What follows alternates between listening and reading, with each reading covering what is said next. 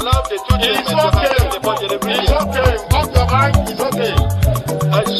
Off your mic, Chai! Now wow, people wey suppose talk truth to power don't off mic. And if we talk, now 500,000 they go summer us, call them hate speech. But fear not, Maiyegun don't come. Him go torchlight every corner, nooks and cranny of all these bad people where they spoil our country.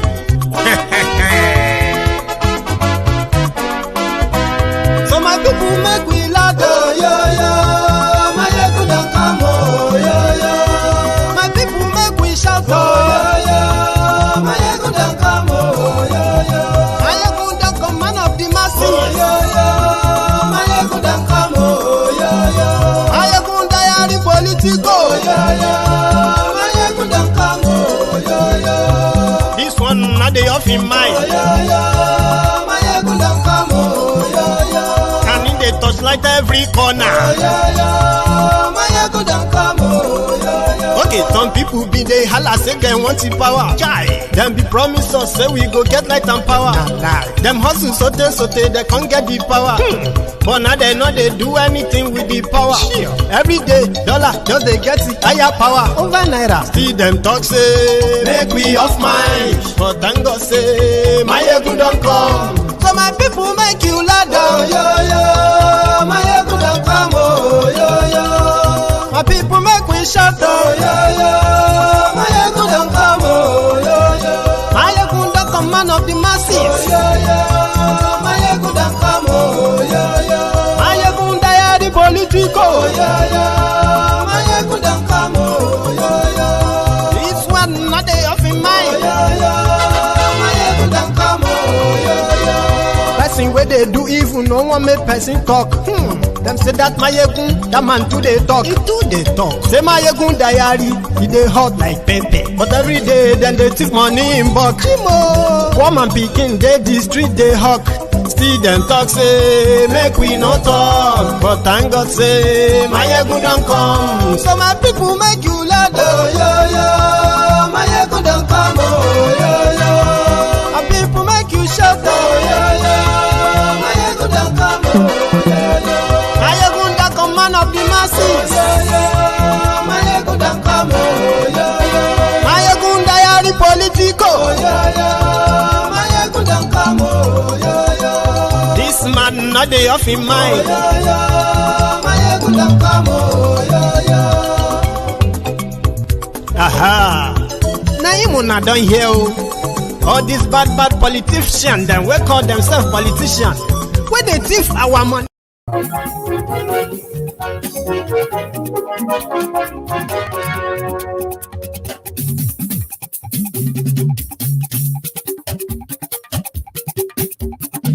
Maiyegun làwa mọ̀ la. Hello there.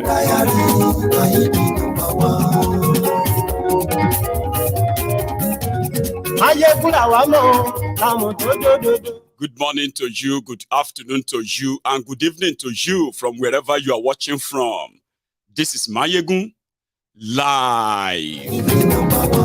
Lórí Facebook, lórí YouTube, Maiyegun diary, Maiyegun gbogbo bó ṣe ń lọ ni Maiyegun já wa sí. Maiyegun diary, Maiyegun àṣírí ọ̀jẹ̀lú kì í bò níbẹ̀ o.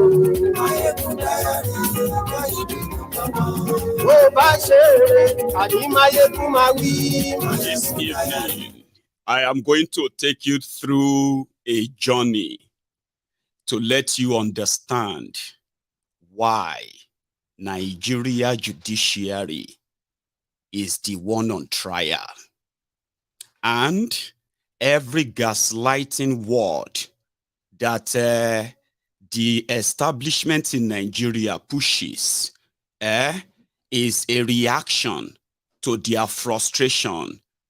They have just 14 days. They've already written the judgment. Now, person will go read them. Be the problem.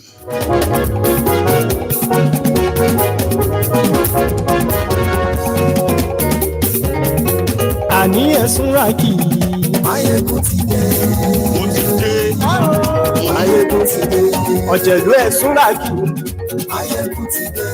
The corrupt judiciary in Nigeria has finally come home to roost. And sincerely speaking, they have been handed the rope to hang themselves and possibly the entire charade. And yes,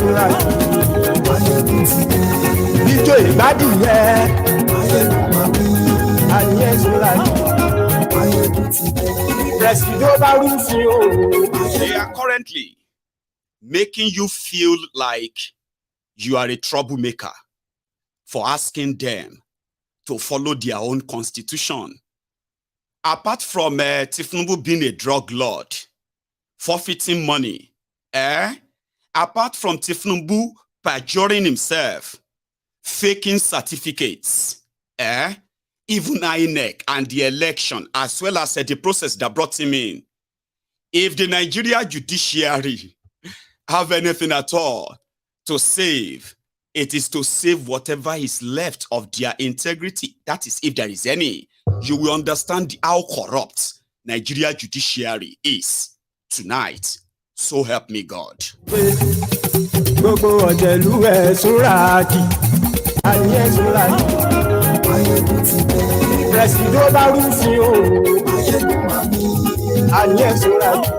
You should share the broadcast. There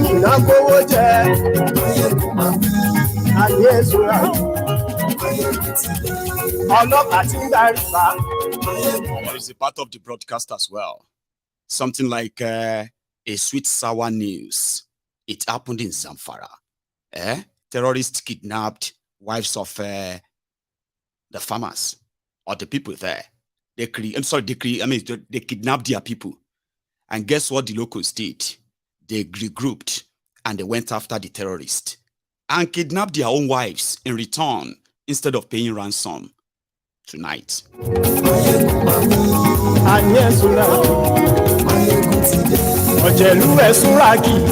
What they did at Lekki Gate in Nigeria, they are repeating the same thing already in Congo. That is Goma in Congo, where they have killed over 40 people, peaceful protesters. Motideo. So good morning to you once again. Good afternoon to you. And good evening to you from wherever you are watching from. This is Maiyegun live. And thank you very much for those of you who have actually shared the broadcast, liked the broadcast, and took your time to read the description of this whole conversation tonight. Thank you. And if you haven't, please do before you finally settle down so you can know what you're actually, delving into. It is about the month that is going to kickstart how much influence does Tinubu actually have? And could anything at all remove him anymore from that power or that position? This is the month that is going to determine that.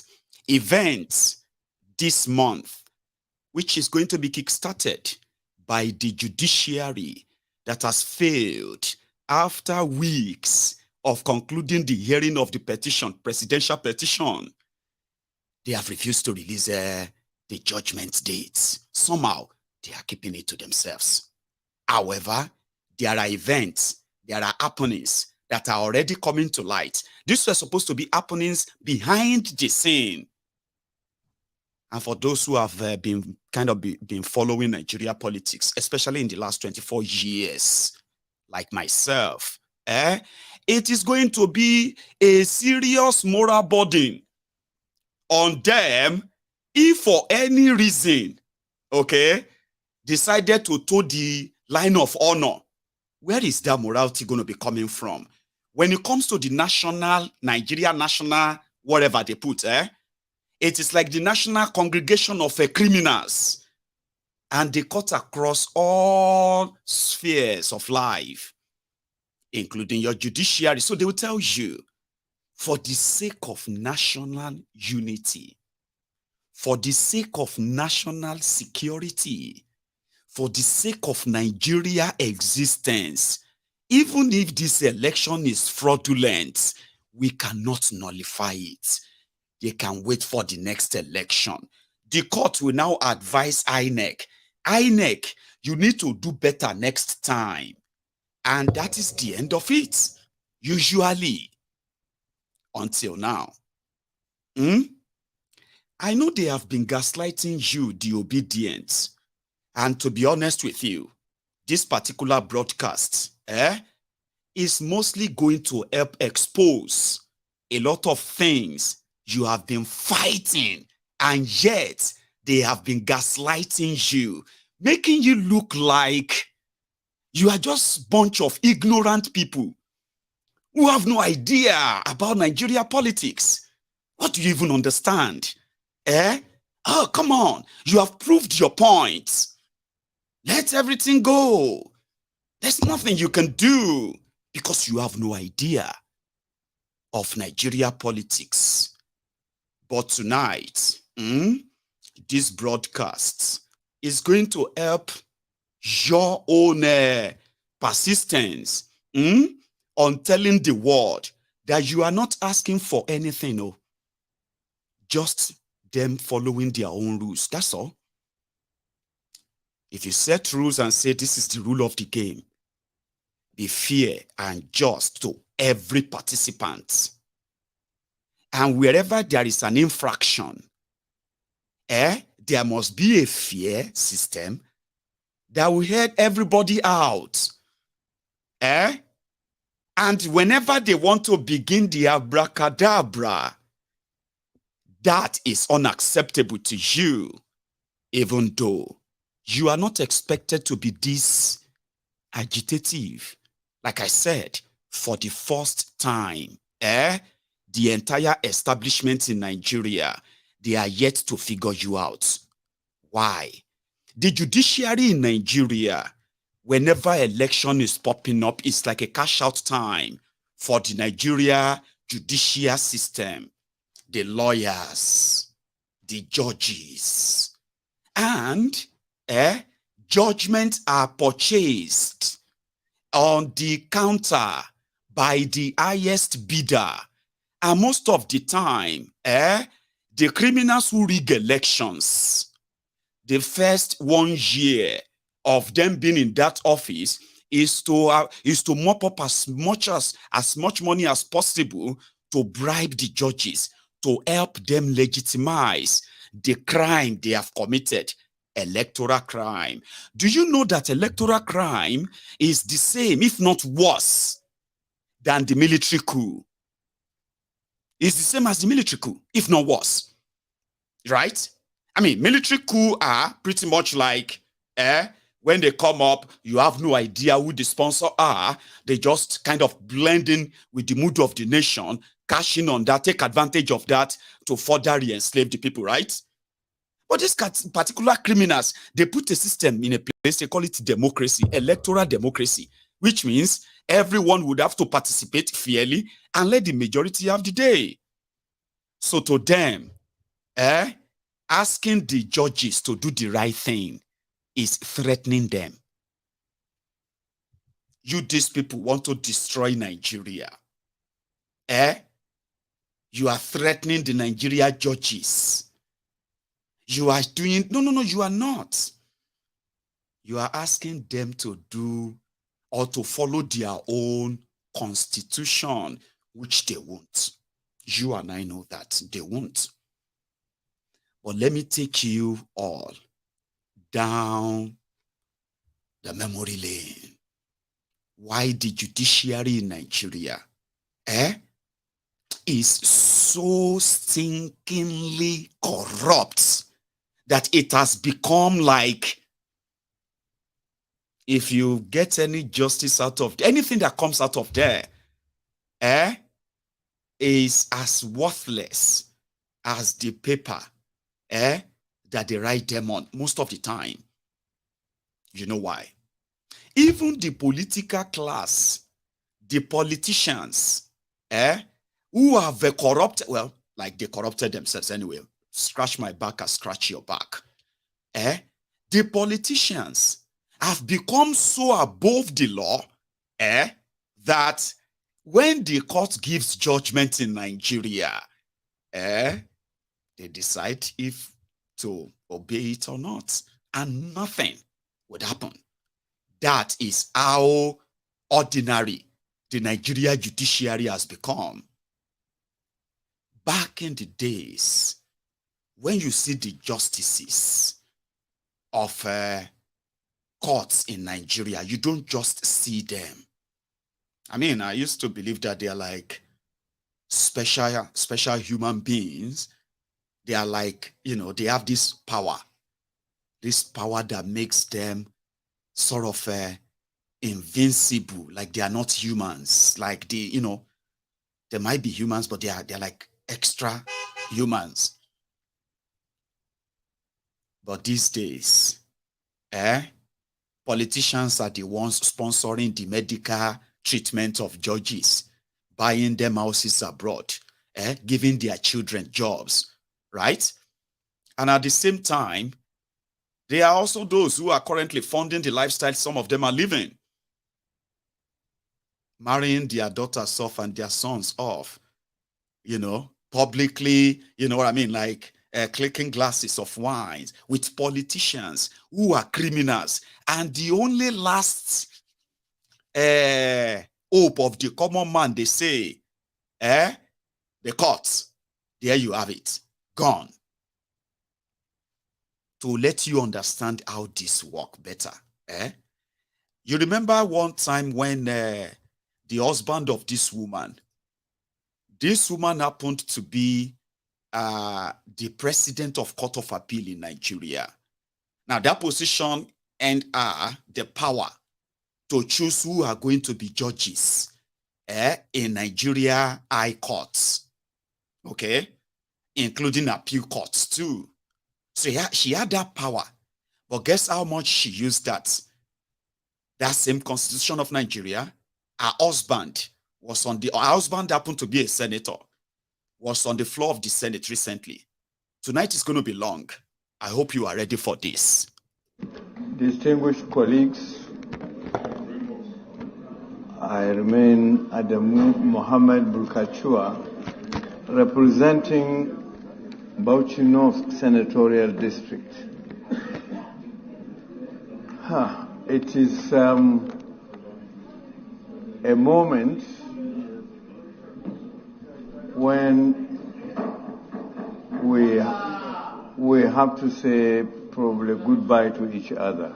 For those of us that are not returning, we will still be around and we might keep on meeting again and again. For those who are going to be engaged on at the 10th Senate, well, I wish you luck.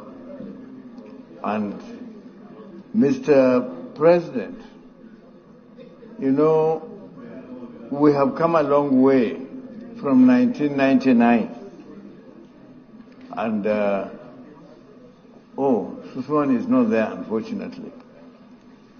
We have come a long way since 1999. And when we met again, 2019, there were so many strange faces to me. Strange faces that are not really or too strange, because many of us here, we have met informally and we had some confidential dealings of one sort or the other between us, and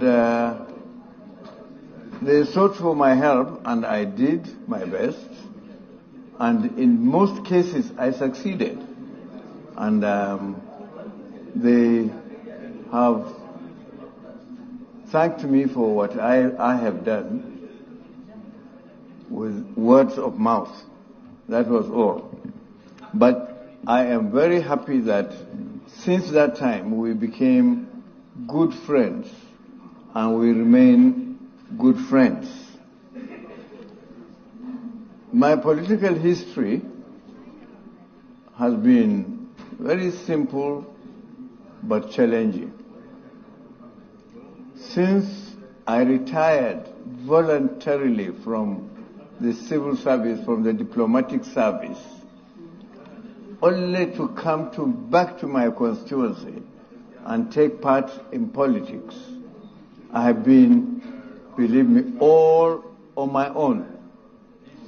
On my own because, for some odd reason which I cannot comprehend, all the governors of my state, including those I helped to climb to that position, never supported me for whatever political office I bid for.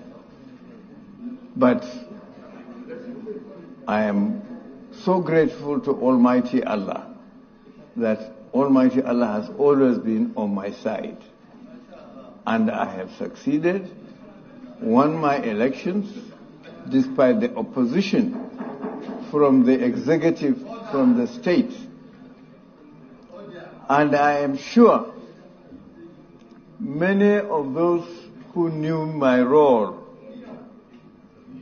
in APC or CPC before APC would wonder how I started from that side of the Senate and ended up on this side, for which I don't regret.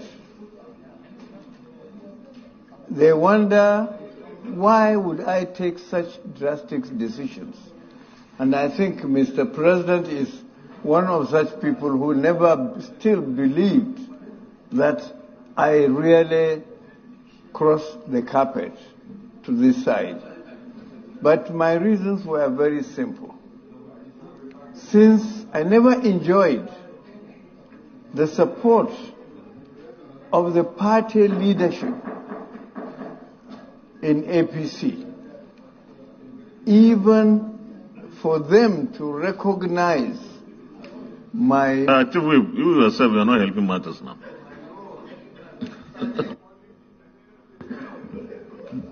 They never recognized my role as stakeholder and mover and shaker of APC, a founding member, and they thought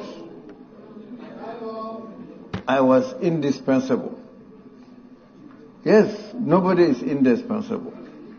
But I made it clear to the leadership of the APC that if you don't recognize the value of any political actor, you would soon come to realize his nuisance value. And I tried to prove that to APC. That's why, first of all, I moved to this side. Second, and I promised the leadership of APC that I would mess APC up in Bauchi State. And I'm proud to say I have done that. I've succeeded. You can round up.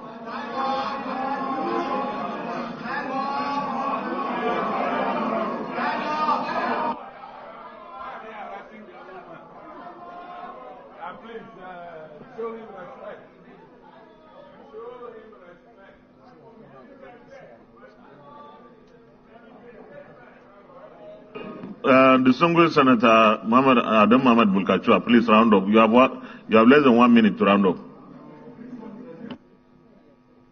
Taken 10 minutes. And why should you reject me? Because I can cross-carpeted?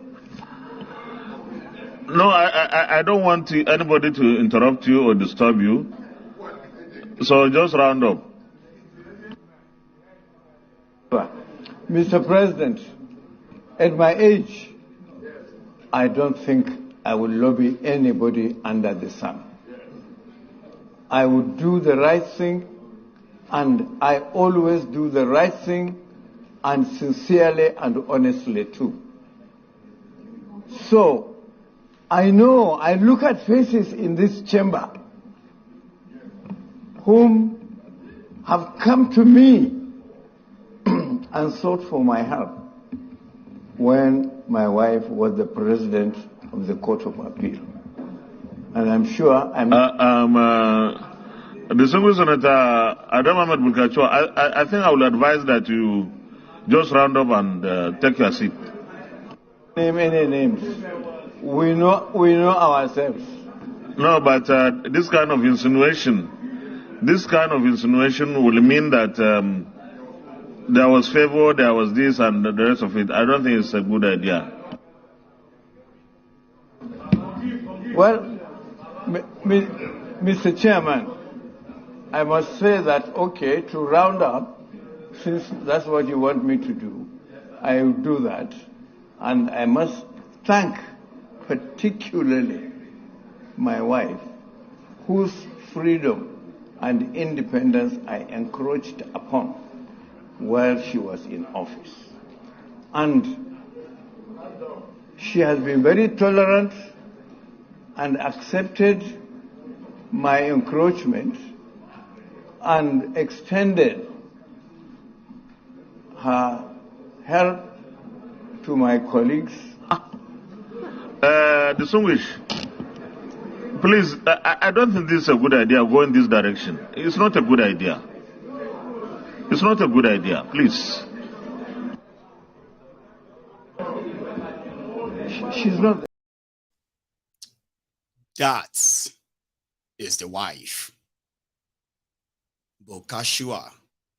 Now, that is just to give you the window into the operational or the corrupt judicial process and the participants at the top level in Nigeria. Sometimes in 2008 or 2010, the current Chief Justice of Nigeria ruled on a case that had to do with forfeiture. And from part of their criminal code in Nigeria, the Chief Justice today ruled that it is a criminal offense. Once the court rules that you are forfeiting something for whatever it is, that's a crime, that's a criminal offense. Now, the same guy is the Chief Justice of Nigeria today, who has been part of APC, Egbekegbe. Sometimes in April, this was like 2 months after the Charade elections in Nigeria. And they were telling everybody then to go to court, go to court, go to court. So it was now upon the Chief Justice of Nigeria to constitute the Nigeria Election Petition Tribunal, or to give his blessing to the Nigeria Judiciary, whoever is in charge. It was time. 2 months, so they waited 2 months that they could have actually started the case of whether election is free and fair, whether election followed the due process and the rest of that. No, they were waiting and they were delaying, so that by the time you start the petition, they would have sworn in Tinubu. So it will no longer candidate Tinubu anymore. It would have become the powerful president that you are now fighting. So you are now fighting thousands of other people whose interests now, who are looking for jobs or who have been given jobs by Tinubu to use everything to sabotage the system. So they wasted 2 months. Then this image surfaced online.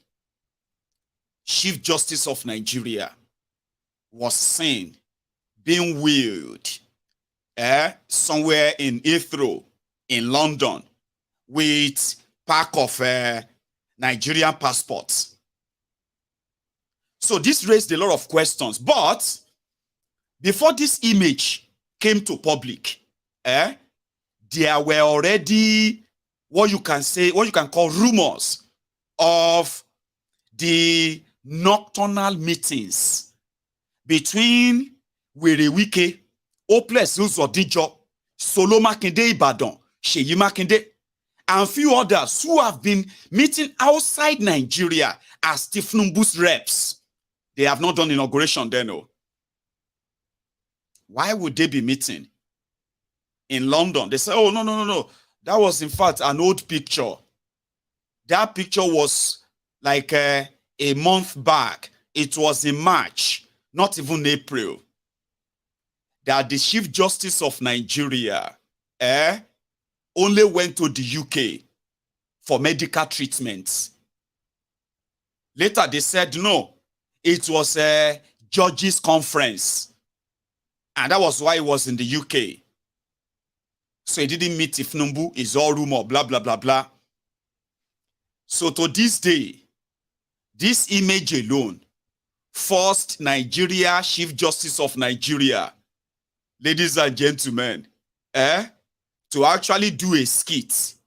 You know that skit to show that, no, he's no longer in the UK, he's back in Nigeria. In fact, he was on his way to Jumat.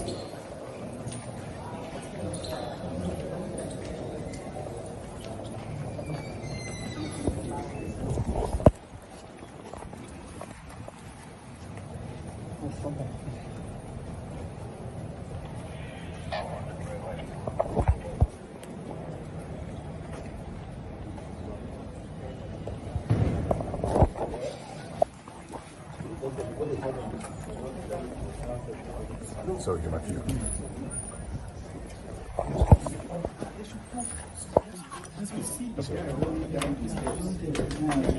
Ima, let's go. Ima? Where's Ima? Okay. Ima?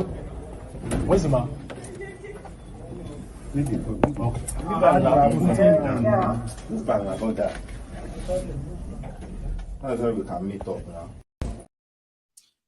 Just to convince us that it was rumor. No, he's back in Nigeria. All of this coming from APC, Egbekegbe. You know, when you ask questions, especially with this level of civilian coup, you can call it, that happened. We are not blind. We are not stupid. We saw everything that happened. So APC, Egbekegbe forced Nigeria Chief Justice of Nigeria, Nigeria's Chief Justice, to start doing skits to convince people about something that popped up, to cover it up. They didn't stop there. They afterward issued threats against Nigerians, asking them to remember how important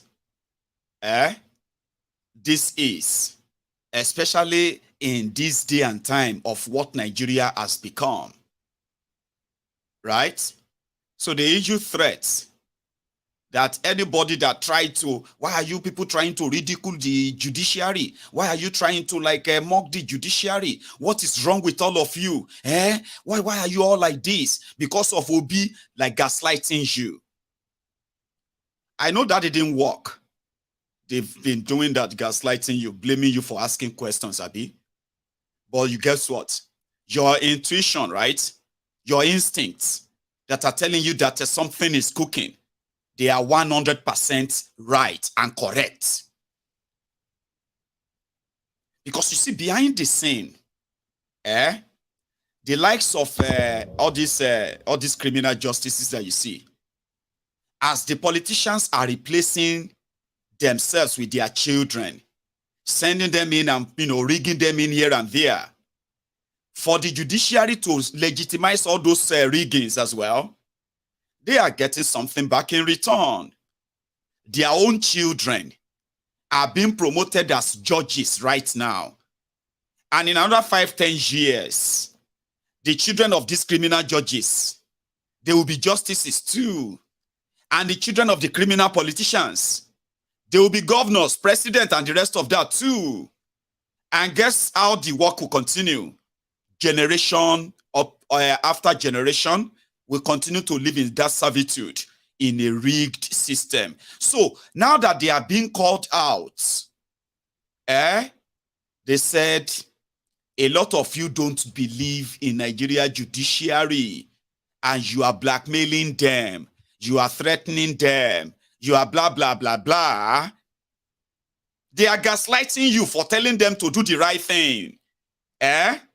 Okay. Here is what, one of the leaders of the Obedience Party, Tommy, had to say when he met with Jimmy Dizu, Jimmy Dizu, on this Nigeria Info. I'll kind of take you there too. We have started. Have you shared this broadcast, by the way? Have you liked it? Like, pay your own offering, like the broadcast. Have you? Good job. Let's go to this Nigerian studio. Are you optimistic? Do you have any shaking anywhere? There's a heavy burden of history on everybody. I feel sorry for the judges, but if they don't, they are toast.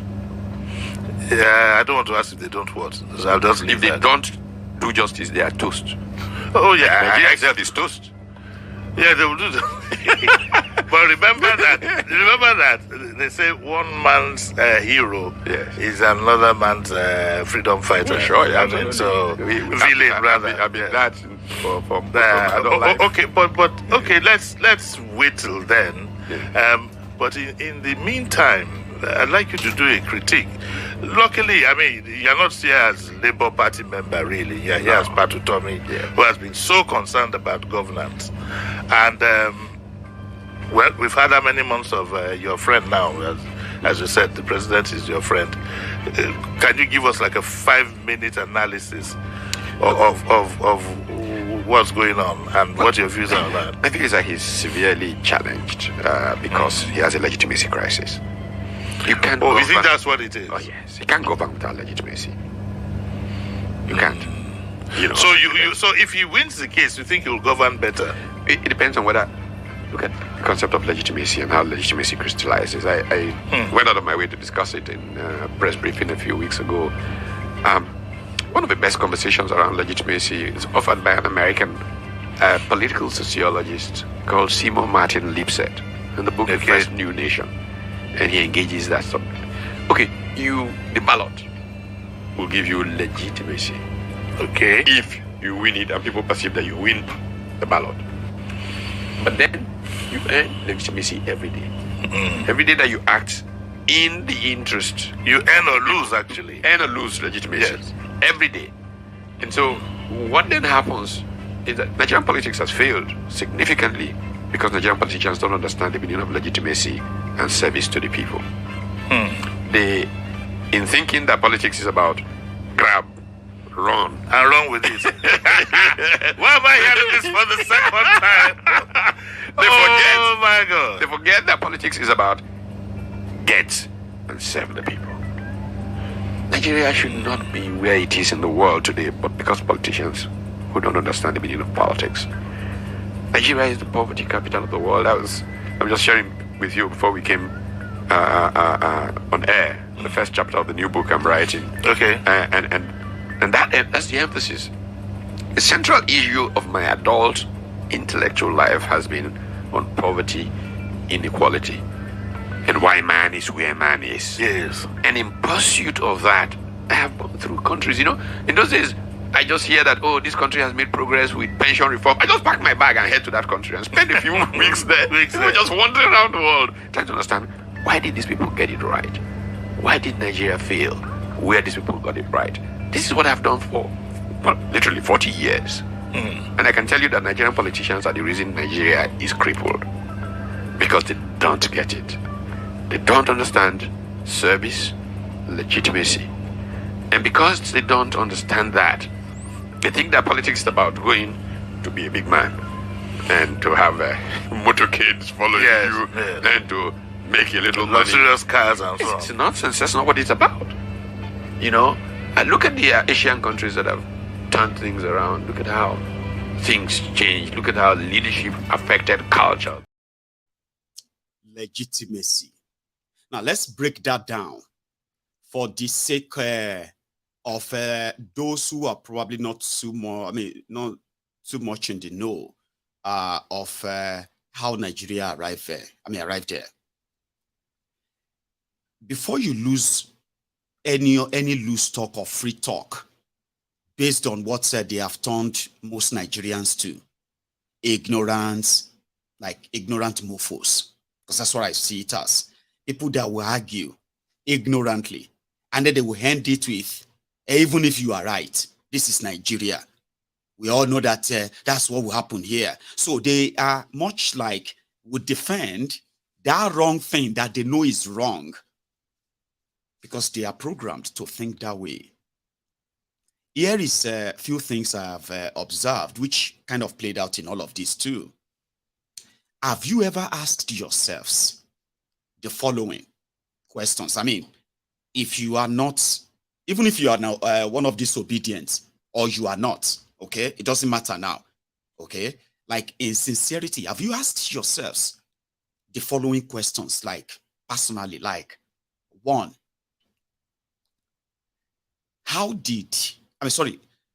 if INEC had followed their own rules, are you following me?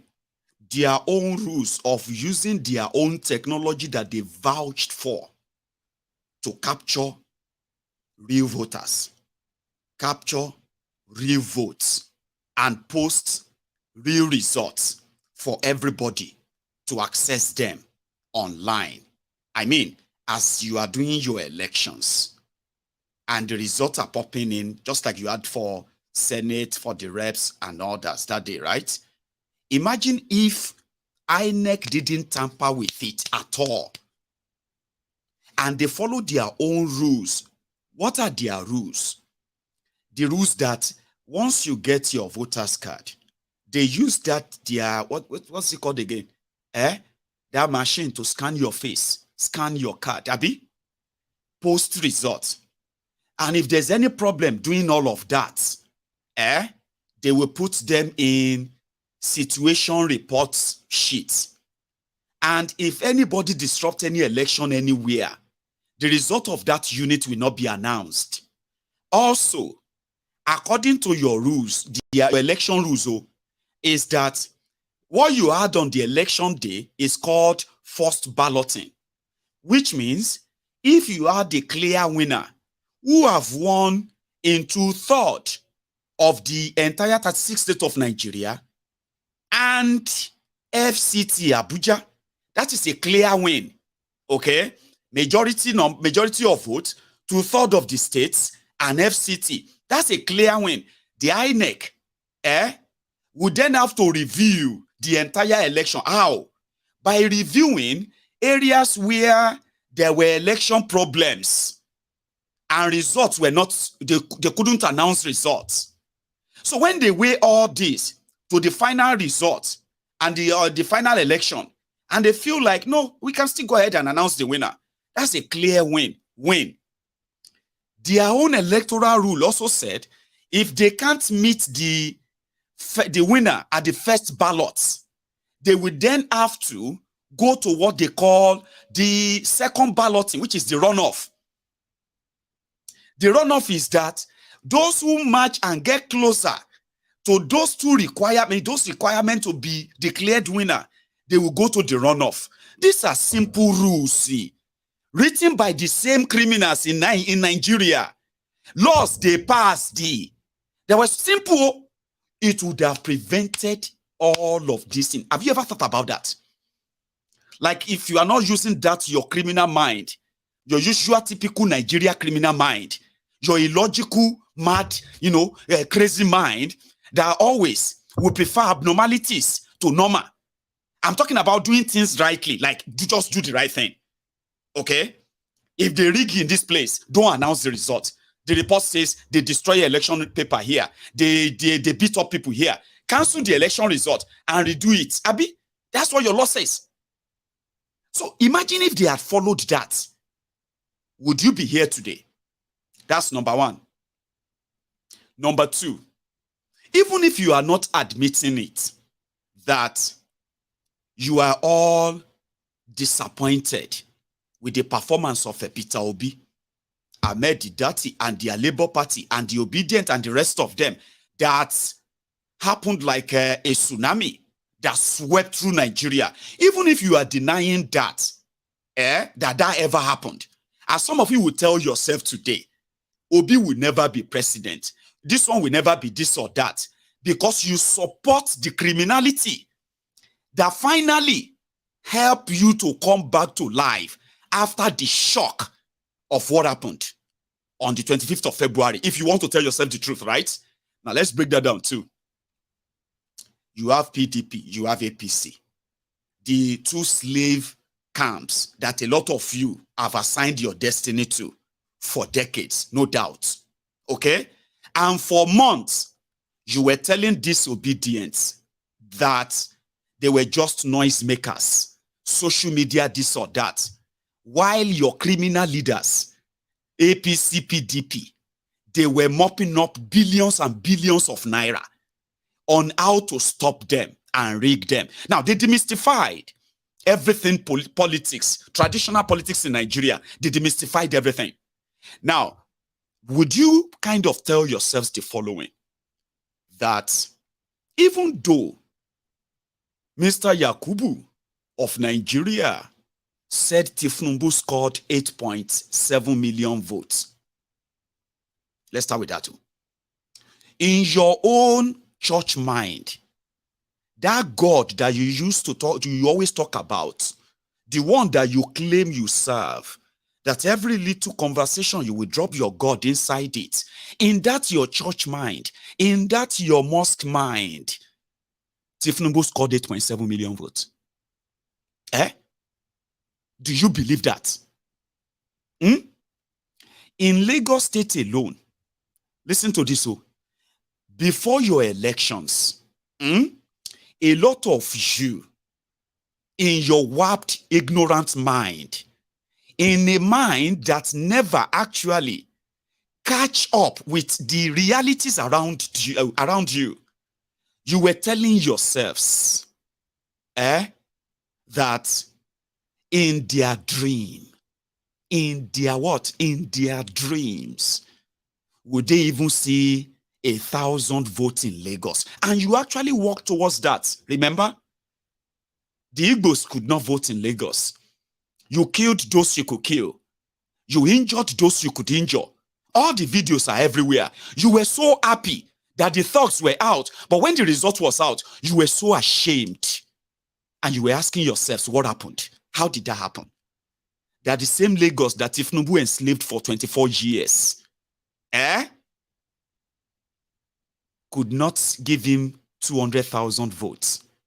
That they had to rig it, close the gap from 1 million votes, reduce it to 500,000. From 100,000 votes of Tinubu, increase it to 500,000. And you all saw all of that. You were asking yourselves, how did that happen?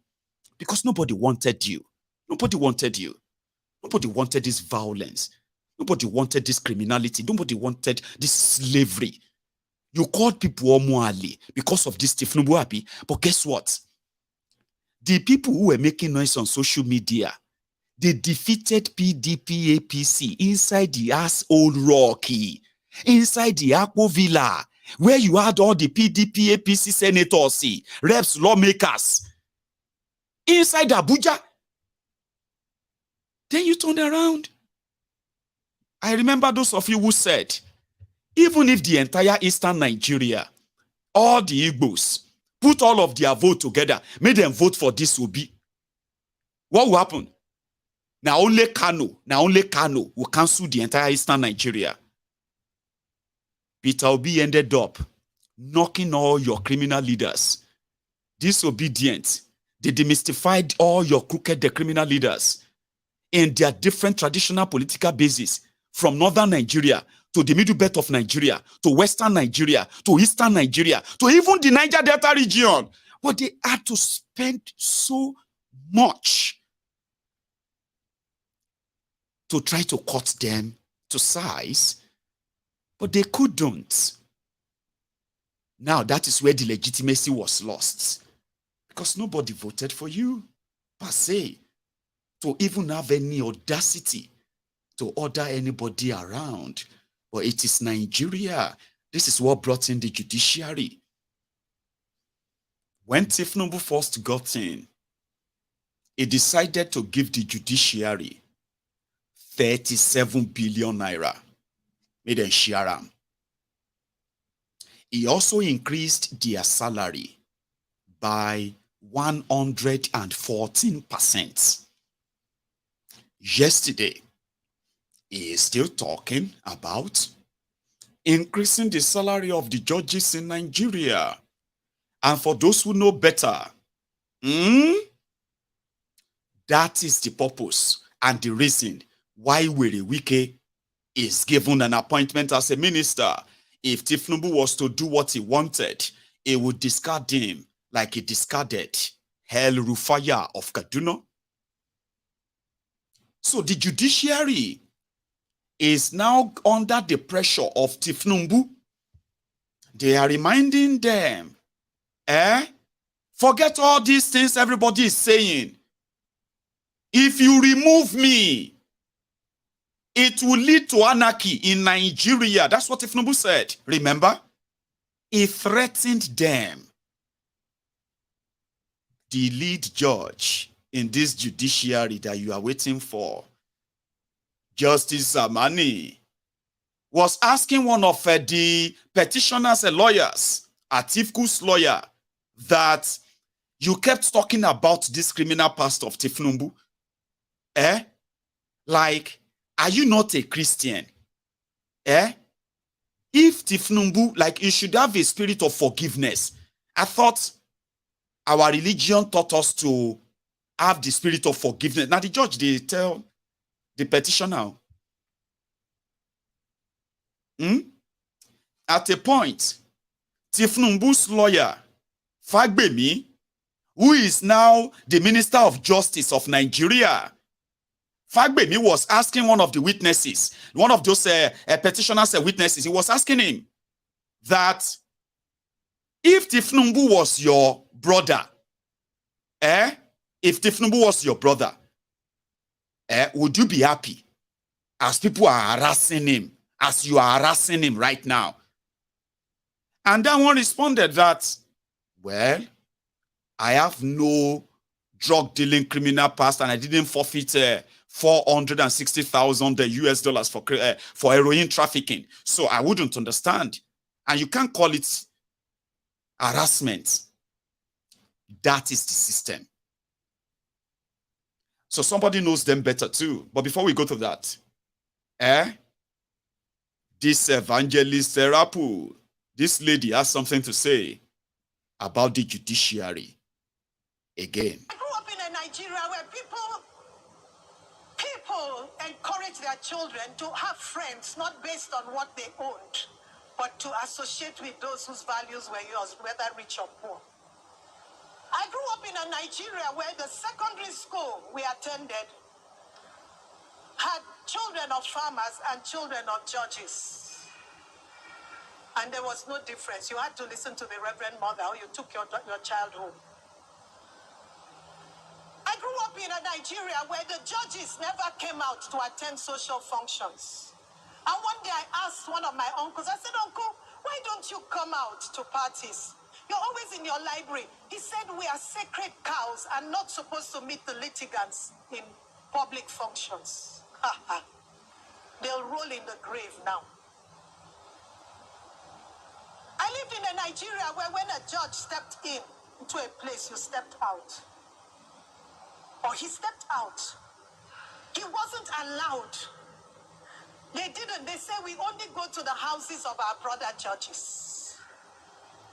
And so do our wives. So they were an exclusive community of noble and dignified men. I grew up in a Nigeria where mothers had parties that were just in sitting rooms, whether rich or poor. And they rolled ching-ching in the kitchen, fried it, and when they had the evening gatherings, everybody brought a dish, even though they could afford to feed everyone. And it was nice to put the spread on the table and everybody shared. I grew up in a Nigeria where... Gone old days. Lucky you, all of you we're doing our 50s right now, 50s, 60s, 70s. There are so many of such, nostalgic moments, memories. of things that you see today that will actually kind of, bewildered you. Like, oh my God, things they've normalized now. The Chief Justice of Nigeria was quoted in one public gathering that he was so happy that his own state governor was one of the G5 members, that it would have been a big disappointment for him if his own state governor is not one of the G5. And who are the G5? G5 were these criminals, rebels from PDP, led by Werewike, who, after using the River State money to bribe the people he thought would work for him to make him the presidential candidate of PDP in 2023, starting with Sokoto. Sokoto State would have been declared bankrupt, like, as far back as 2018. Because Werewike wanted to be president, he started funneling River State money to subsidize Sokoto State under his best friend then, Tambuwa. And when they realized that Atiku was just going to come in and eat the dinner prepared for Werewike, Werewike lost it. And they formed a group called the G5, who were actually working for Tinubu. Yeah, they were working for Tinubu. I've said that a long time ago, but a lot of you were like, no, Maiyegun is impossible. Maiyegun, I know Wike. All of you were said that in that time. You didn't come back and say, Maiyegun, I'm so sorry that I remember when you said it, I told you, no, you got it wrong. This was way back in August, September, October 2022. Now, the Chief Justice of Nigeria is also working very much to ensure that whatever evidence you believe you are presenting at the tribunal, they will all be discarded at the Supreme Court. Because that's where the whole thing is still going, yeah? Right. If you think I'm lying. For those of you who are older generation, who saw judges as sacred people, people will be like Pope, people will be like Chief Imam. People will be saying, they see anyhow. This is the Chief Justice of Nigeria during the elections in Nigeria. This was before elections. So this was before the election, yeah. During the campaign, so Chief Justice of Nigeria. I understand we continue to commission projects till its last day in office. There are projects wide open all over the place. And that's why we should not be scared to have this men of integrity group. And I'm happy that my home governor is one, because, you will try to imitate his friend and in-law, because we came here to marry for my governor, So His Excellency Governor Wike will always threaten that he will call back his sister if my governor fails to play ball. And that's why if you see him following His Excellency, my governor is afraid, of his wife being recalled. So please, I saw Governor Wike almost mad with people. We have kept people waiting for too long. I shall not keep you waiting further. You are invited for dinner, and it's almost getting late for dinner. Please enjoy your dinner, a sumptuous one, and God bless you. We'll see tomorrow. I understand. That is the Chief Justice of Nigeria. And of course, when they are doing marriage for their children and all of that, okay, you will see all of the governors, you see all of the politicians, they are there. They are bringing gifts. They are giving their children appointments. They are letting them to say love by approving their children who never really practices law. But since they just left law school, they put them straight on the queue to be judges and approved by the Judicial Council of Nigeria. Chidi Otikalu. have more to tell us about the rotten Nigeria judiciary. This is just so you know that this month, in another 2 weeks, the Nigeria Tribunal, Presidential Election Tribunal, they will deliver a judgment that has already been written. But before they do that, you are going to begin to see a lot of people telling you, gaslighting you, that you must accept the final judgment of the court, even when they refuse to follow their own constitution. We are coming to that part. Chidi, and the video is actually the credit of Sahara Reporters, by the way. It's an interview. Not an interview. It's actually like a delivery. You say, Chidi, tell us more about this rotten Nigeria judiciary for the record. The NJC goes through a process of provisioning, clearing provisioning for the judges. You've got to have the court halls, the salary, the vehicles, the basic provisions for their operations. They cleared 15. The circular was clear. They nominated 34. Of that 34, all but 11 were sons, daughters, mistresses of particular individuals. In one particular case, the original list was 33. I wrote the letter. I signed it in my name. I was not anonymous, so I can tell the story of what transpired. There were 33 nominees. Then a senior judicial figure who was about to leave the bench put his mistress in there, making them 34. She had not been interviewed. She had not gone through the process. And I wrote to President Buhari, to his credit. He listened and suspended the appointment of all of the people that we objected to. So he cleared the appointment of 11. And then something extraordinary happened. A senior justice of the Supreme Court was retiring and managed to get the NJC to bring back the list of those people who had been suspended. And the people who opposed that list were persuaded not to attend the meeting of the NJC. And this particular senior justice had their child in there, got the list approved, rushed to the president, all of them were appointed. They are now sitting on the bench, including the daughter of Justice Bulkachua and Senator Adamu Bulkachua. So judicial appointments have been totally captured. Politicians and judges make up and take up the appointments. And members of the NJC. If you give me the list of appointments, I will tell you who put the name in there. All I need is make it not more than 3 calls. I will tell you whose candidate is on the list. From where. When you get to that point, to a point where good people, irrespective of where they come from, but suitable candidates can no longer make it to the bench, you know you're in trouble.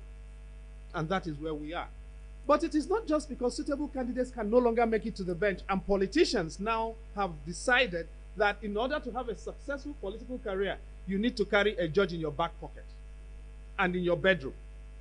It is that to be able to proceed to anything in the country, judges and politicians decide what happens. So politicians no longer need our votes to become governors and presidents and legislators. They now need to settle judges only. It did not start today. If you want to know the origins, please go and read the Babalaki report. In the Commission of Inquiry into Fedeco, which reported in 1986. And if you don't have it, I can PDF my version. It's a little big. I'll make it available to the but every lawyer interested in a country that works and judicial system that works needs to read the Babalaki report, because that is where the story of judicial corruption in politics was actually fully recorded. And I cite some of it in my written remarks. But it has been on since then. And in my written remarks, when you see it, you can check the footnotes as to some of the stories that have transpired from the Aramia constituency in 1979 elections down to Justice Ebuebu at the beginning of this millennium. But because this has a long history, we need to be able to reflect the memory.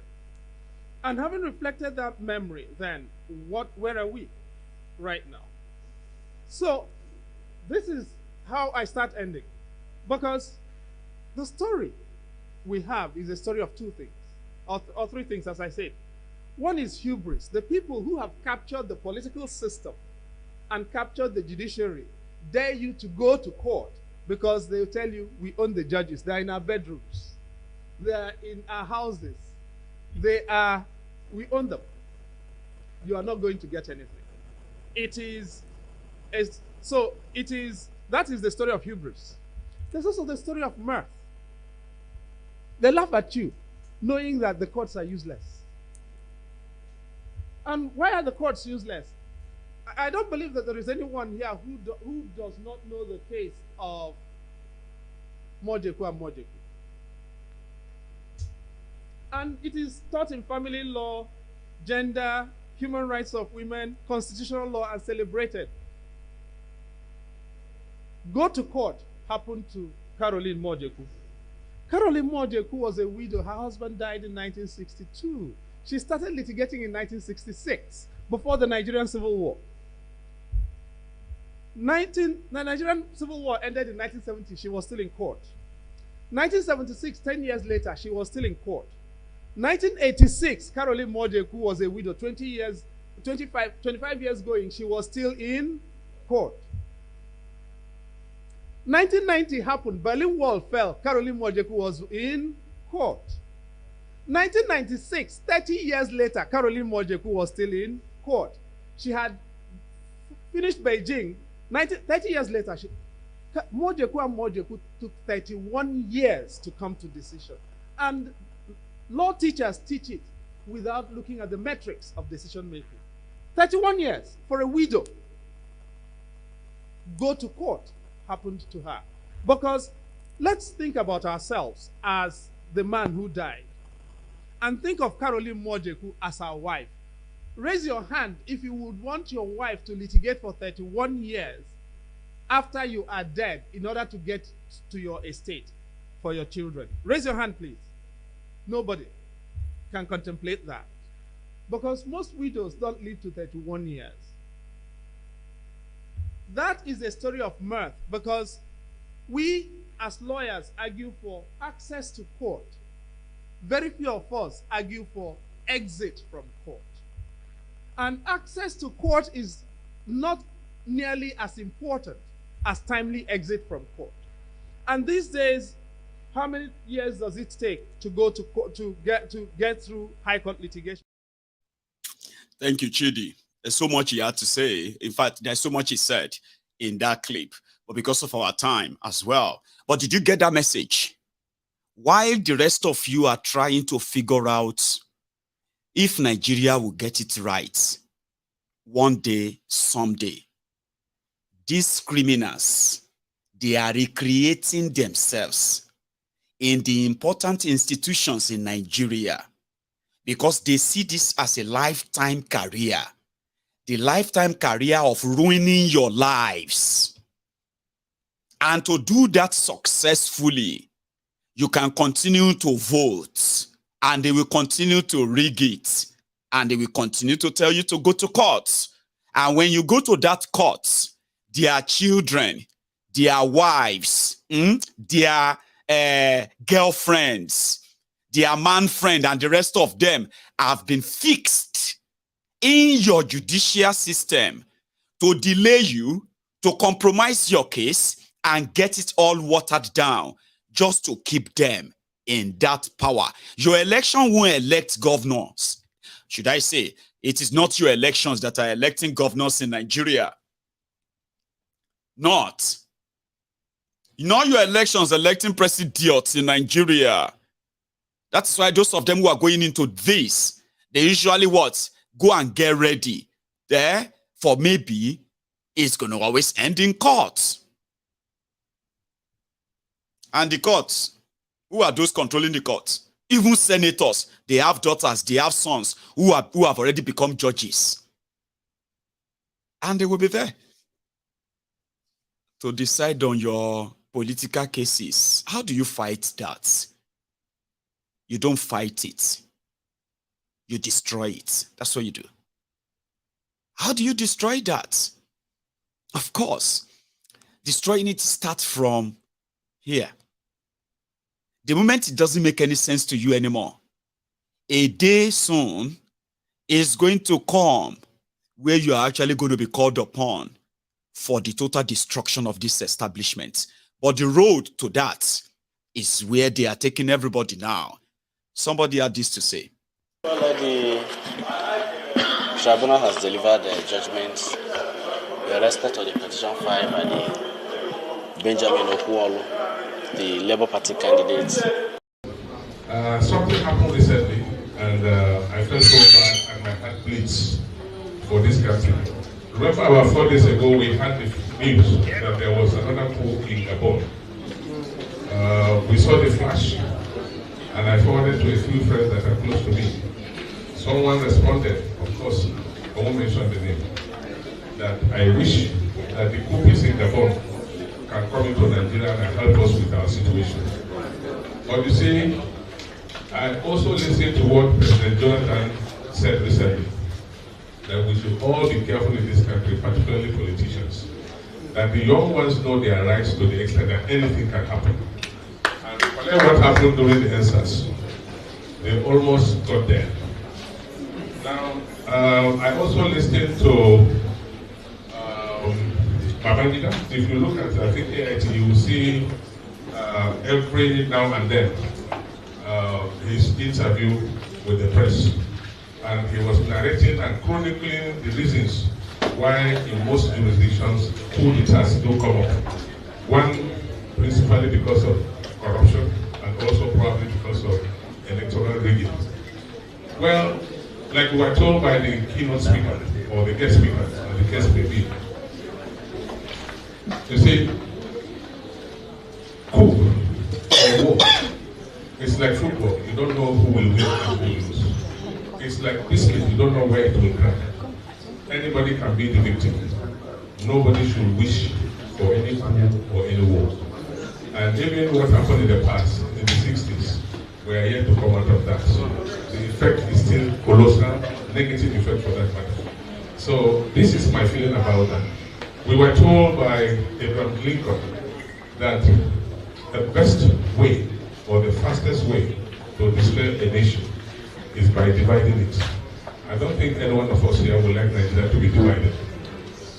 Nobody will wish Nigeria to be divided, despite the fact that we've been told the history of how the colonial masters brought us together, now under one geographical entity called Nigeria, despite all kinds of differences. But that notwithstanding, we as believers in our destinies, we still accept being together, and I think we should work on being together. After all, we all hail from God, from the same Adam and Eve, despite whatever primordial differences we may be having. Yes. A lot of people believe that if the judiciary in Nigeria, or should we start with the tribunal?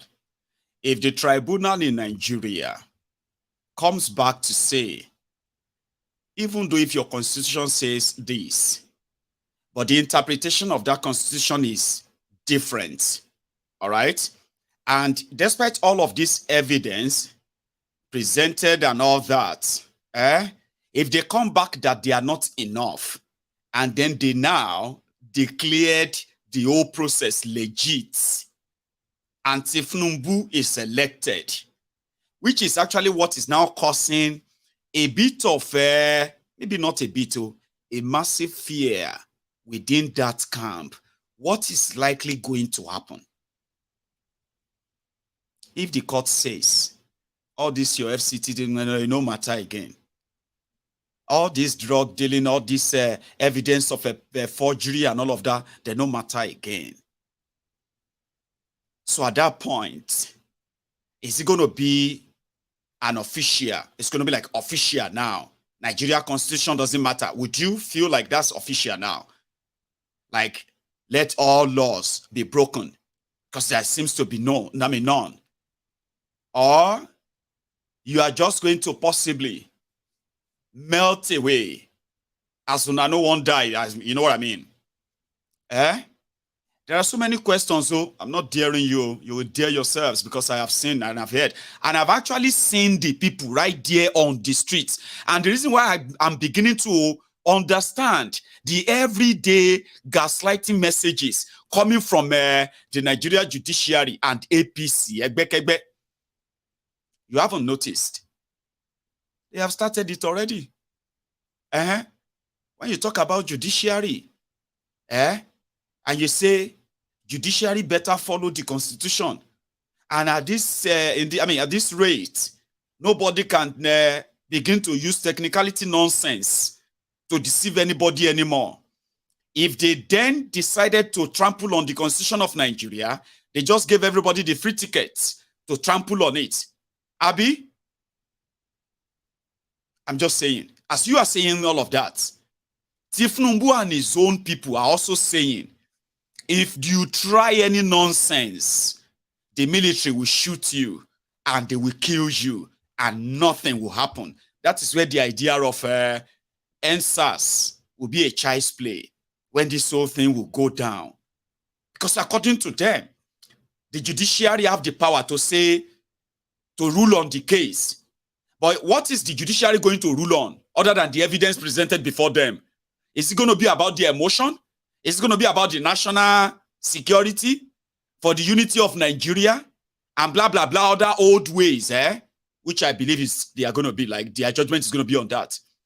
So would people just kind of have no choice? Or all of them now go wait for the Supreme Court?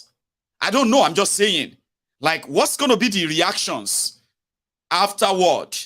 The legitimizing of Tinubu's rigging?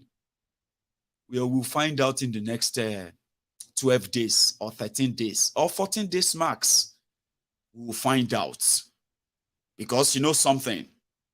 They believe that power is not served a la carte, okay, in a restaurant. You have to what? You have to grab it. You have to steal it. And you have to run with it. That's exactly what power is all about. And if you don't understand that, you think the court will save you, then you are dreaming. And you are saying, fine, we know you. We know that's what you do. But you better get ready. I mean, like ready. Okay? Because we want to see the base. On what basis would the judiciary now say, Kalu has done nothing wrong? You have all been chasing shadow. The constitution of Nigeria is supreme. Therefore, Kalu has violated nothing.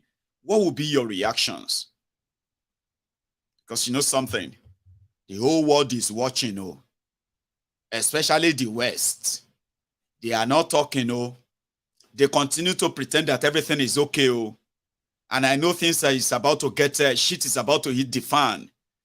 How it's going to end, I don't know. But I can bet it. In the next 2 weeks, we'll find out. We will find out. Now, going a little bit forward. Somebody, Alilu. As an individual, a Nigerian, of course, at my own age, at 69 plus, I wish to make a statement on this presidential election appeal tribunal with the decision to pass judgment on 16 September 2023. It has taken so long, and this has given room for a lot of statements and unwholesome statements. I expect that future elections should not take long for us to know the winner.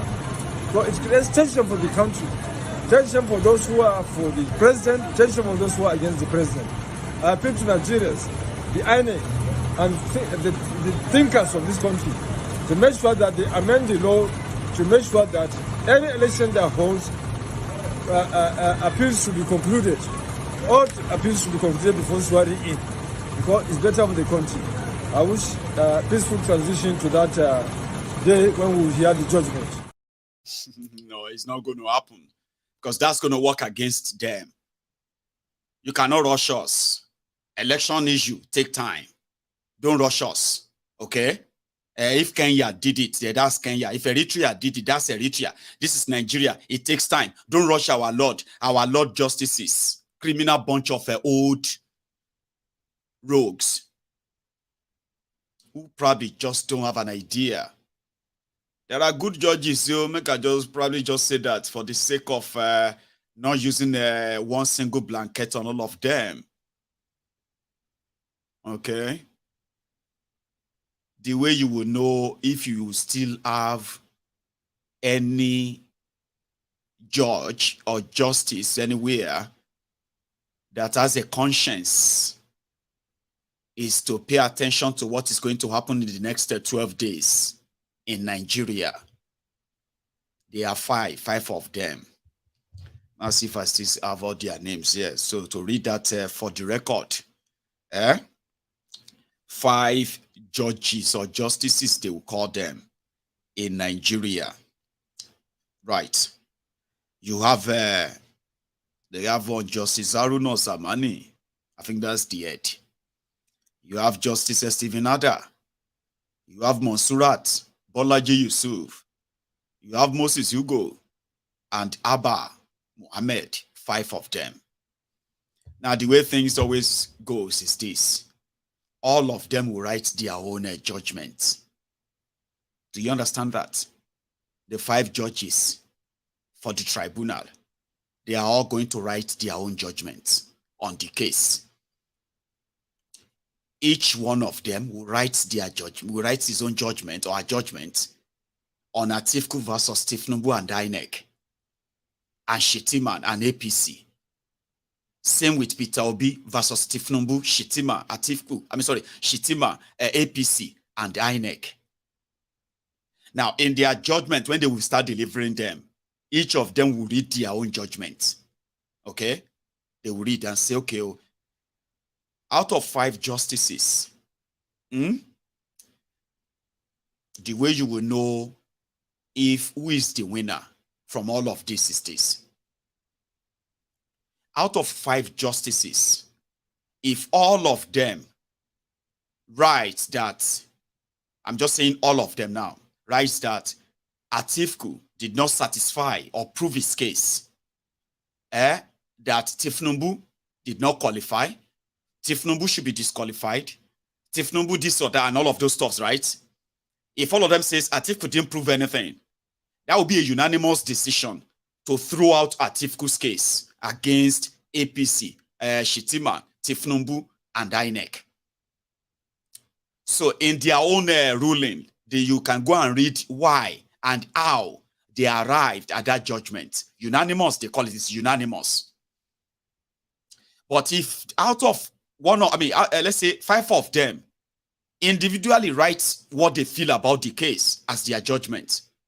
Let's now say 2 of them believe that Atiku no get case. 2 agree that Atiku has proven his case. Tinubu should be disqualified and the election should be cancelled, blah, blah, blah, like that, You see, that is 2-2. The guy in the middle, which happened to be their leader, will now have to break the tie. He will now have to choose a side. He will write his own judgment too. So if his own judgment says Atiku didn't prove his case, he will just match it with those who said same. So it will now be a decision 3-2. Decision 3-2 means Atiku have lost. Now let me use Peter Obi as an example too. It's the same scenario. 5 justices. Okay? So let's say if the 5 justices now comes back and say Peter Obi has proven his case beyond reasonable doubt, and now they want to answer his prayers. What are the prayers of Peter Obi? Is asking that he scored the highest number of votes. He also satisfied the constitutional requirement of 2/3 states and FCT. Okay? And at the same time, he said he should be declared winner and be sworn in as president. That's his first prayer. His other prayers are Tinubu should be disqualified based on the forgery and other criminal what have you against him. Also, INEC should be held responsible for violating their own rules during the game. Therefore, INEC should be compelled to follow their own rules and declare Peter Obi as winner by, releasing all the documents that they never released anyway. So it's only Peter Obi that is asking the court to declare him winner. and to be sworn in case if they have not told you that. I know they are telling you, he didn't prove anything in court. He didn't blah, blah, blah, blah. You were seeing all those boxes of results and evidence and all those documents, Abi. But you, as Lagos Abobaku Olori Pangolo, empty skull, you go about and said he didn't prove anything. There's no case. He only said he went there. He didn't even challenge the result. Blah, blah, blah, blah. You are telling yourself, Abi. It happened. Even Atiku is asking for a rerun. The rerun that Atiku is asking for is that Tinubu must not be part of that. Because Tinubu must be disqualified. Something that he has in common with Peter Obi. Peter Obi said in his own case that he actually scored over 10 million votes. That's what he went to prove to them there.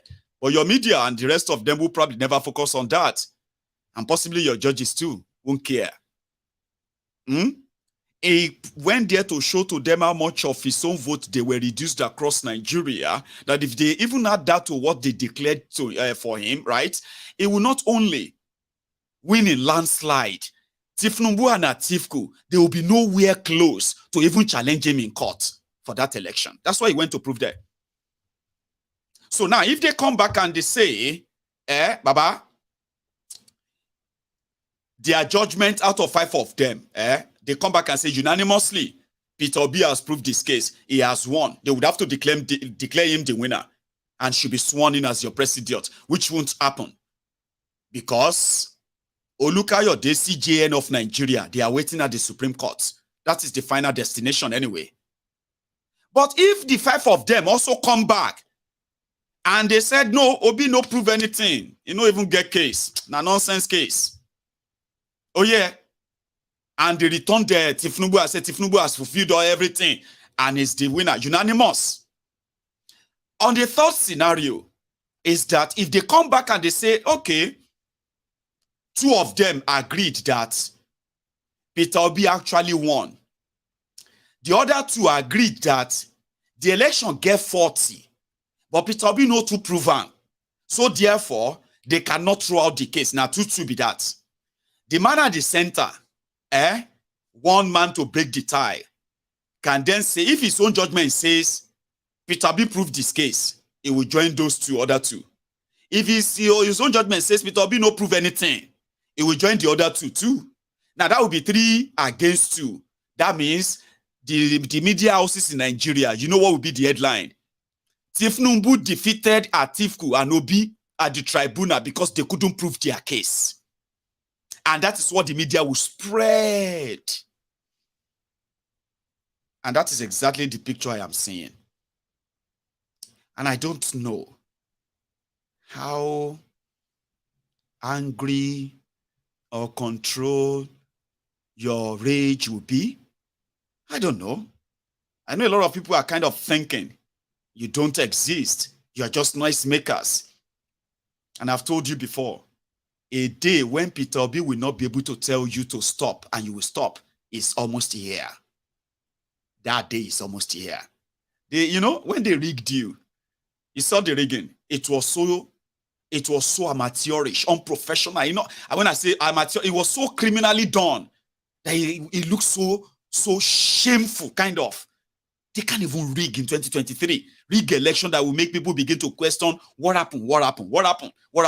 And they say, okay, come and prove the rigging. Ordinary person will get any smartphone in Nigeria today, have evidence of Nigeria election rigging.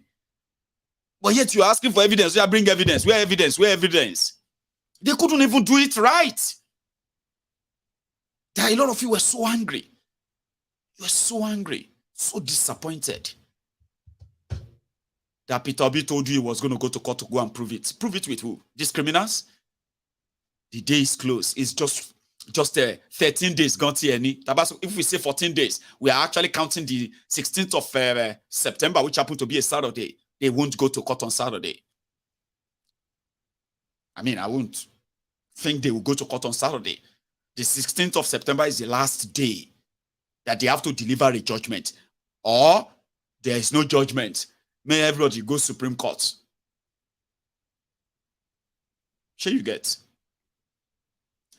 So, before Nigeria, before those who are going to give one reason or the reasons everybody has been looking for a lot of time, to actually show to the world that this fraudulently forced together country is actually not a country.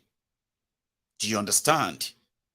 And maybe this is going to be the time. It is kind of looking like it's not a good time for the West, not a good time for the political class and the elite in Nigeria, for Nigeria to be destabilized at this time. And that is why the judiciary is afraid.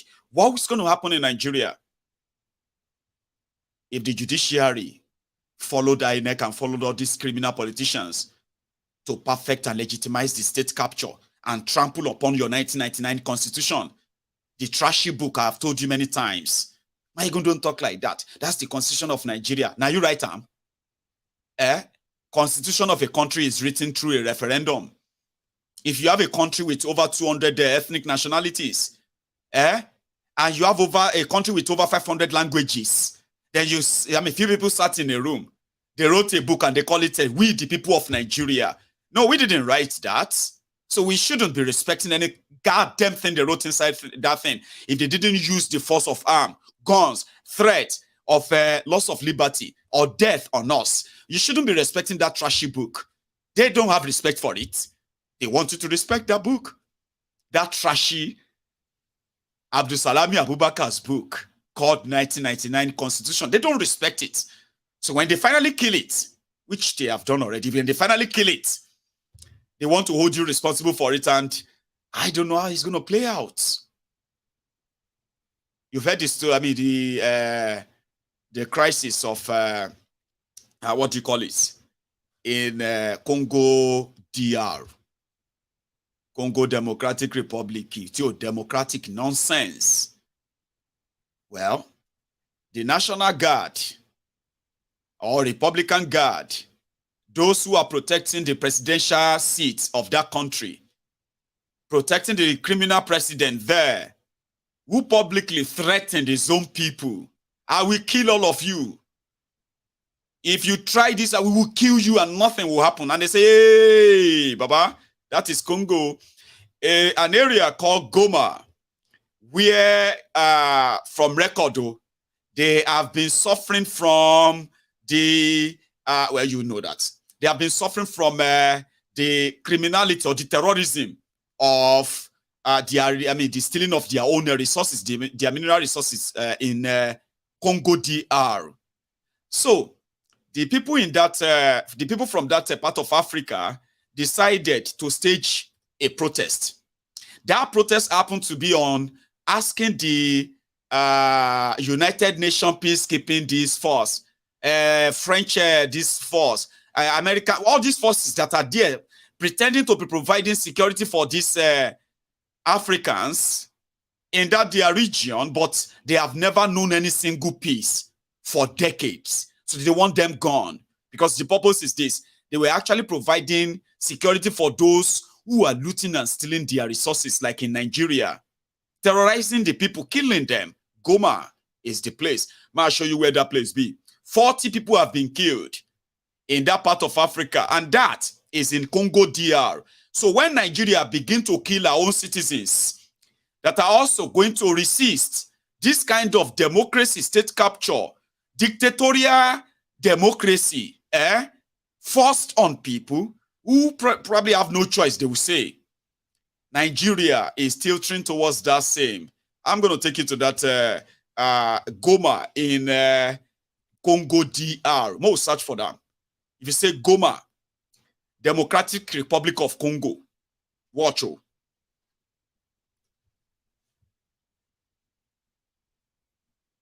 Now that's a small, I mean, that's a big region if you want to put it, right?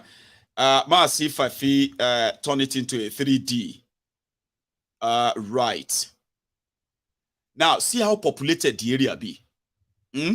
That is a Congo DR. The resources of this area should have made them one of the richest or the richest place on earth. You see this area where you have some of these mountains with different kind of mining going on. The resources are not for them, but the peace they won't have, the resources of their land they won't have, the government of their country, who serves the interest, mostly the interest of the imperialists, as you will say, Africa. I don't know.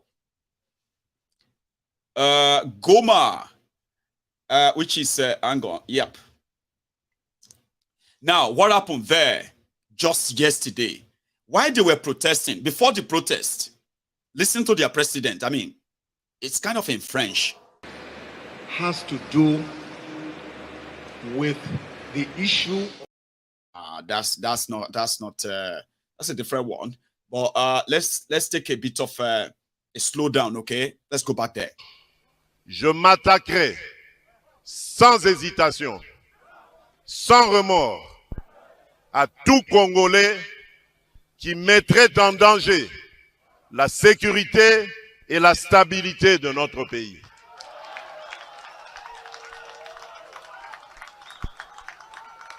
Peu importe ce qu'on en dira, violation des droits de l'homme, privation de liberté, je n'en démordrai pas.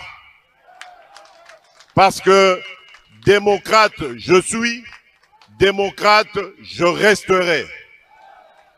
Je n'ai aucune leçon à recevoir de qui que ce soit dans ce domaine.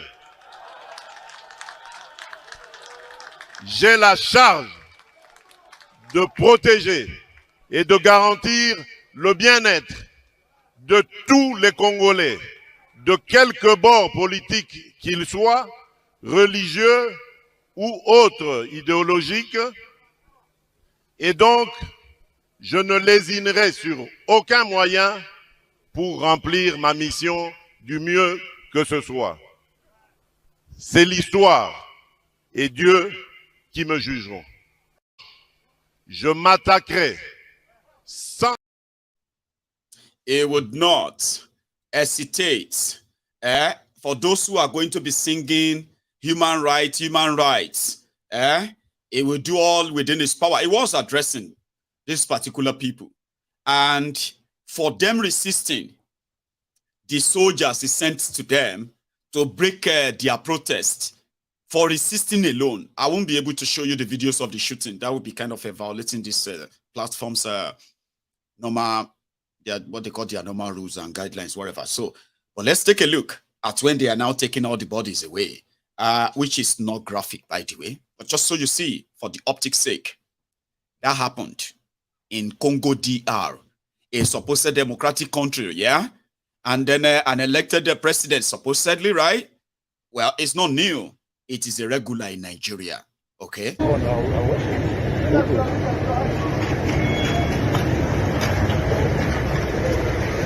Hey, on asas, on.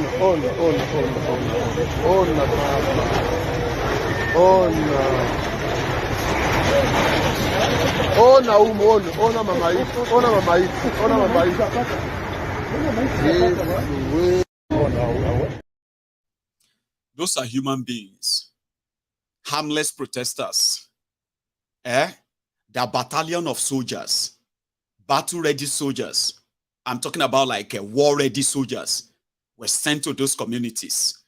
The unfortunate people who got caught up in the crossfires, on the crossfire, their bodies, mutilated bodies, bullet-riddled bodies, they are being moved to go and dump them in some probably grave, a shallow grave somewhere to teach the rest of them. Don't try to challenge us. If you challenge us, we'll kill you. Okay? Leave all the peacekeepers alone. Leave them and let them continue to do whatever they are doing there and stop complaining. Right? But the day you hear the breaking news, they have removed Ishegeri Abi, whatever his name is. They will say democracy is in danger. Democratic dictators slaughtering their own people, killing them for any reason they can guess, just any reason at all. And that's regular in Africa. I hope, the wind of other coup going on will further get rid of these rogues. It's not going to save anyone anyway, but I'm just saying, you just don't know what is lurking around the corner. You don't. I don't. And a lot of them are making serious changes in Nigeria, listen to the NLC that got deceived the last time when they said they wanted to fight for the subsidy remover, the hardship of the subsidy remover. Their man is now talking about how he got scammed, and at the same time, how they continue to lie. There are 3 weeks when they said they wanted to review how they are going to manage this subsidy remover, pay some people, or whatever. The 3 weeks, the committee put together by Tinubu to review the subsidy removal nonsense, they no meet. No single meeting for... Anyway, listen to the guy. You can see it clearly that this is a class war. Between us, the dispossessed, and those that have to continue to have. Whether you call it the issue of subsidy or the new attack by the despot, Wike, to drive the poor out of Abuja, it is still the extension of that war. It is a war, whereby they tell you that you are building in a place that is not part of the master plan. And the master plan is only known to them. The master plan is in their pocket. And when you are building, they won't tell you it's not complying with the master plan. And they will wake up, demolish your house. And the NLC is saying that those structures are not illegal structures. Those structures should be legalized. Those areas they are demolishing, unless you have an alternative, there is no area they marked out, either quarter plot or half plot, for the poor to live in Abuja. And when the poor manage to get a small shelter, it is being demolished on a daily basis. It is a war against the poor. And I wouldn't know, with the havoc Wike caused in Rivers State, and the number of people that died as a result of shock, if he continues it in Abuja, the number of people that Adolf Hitler killed under the gas chambers will be a child's play. The number of people that will die because of shock over the demolition of their buildings. Some of them are using their pension, their last cover, to erect such buildings. So, if he doesn't check it, because the moment he came here, he started destroying people's properties. I have not seen that level of wickedness being performed against the Nigerian poor. The issue of attack on the office of the National Union of Road Transport Employees is an extension of this war. A democratically elected trade union functionaries. And you send police to attack them and bring non-members to claim that they are the caretaker committee leaders. What is happening there is worse than the coup in Niger.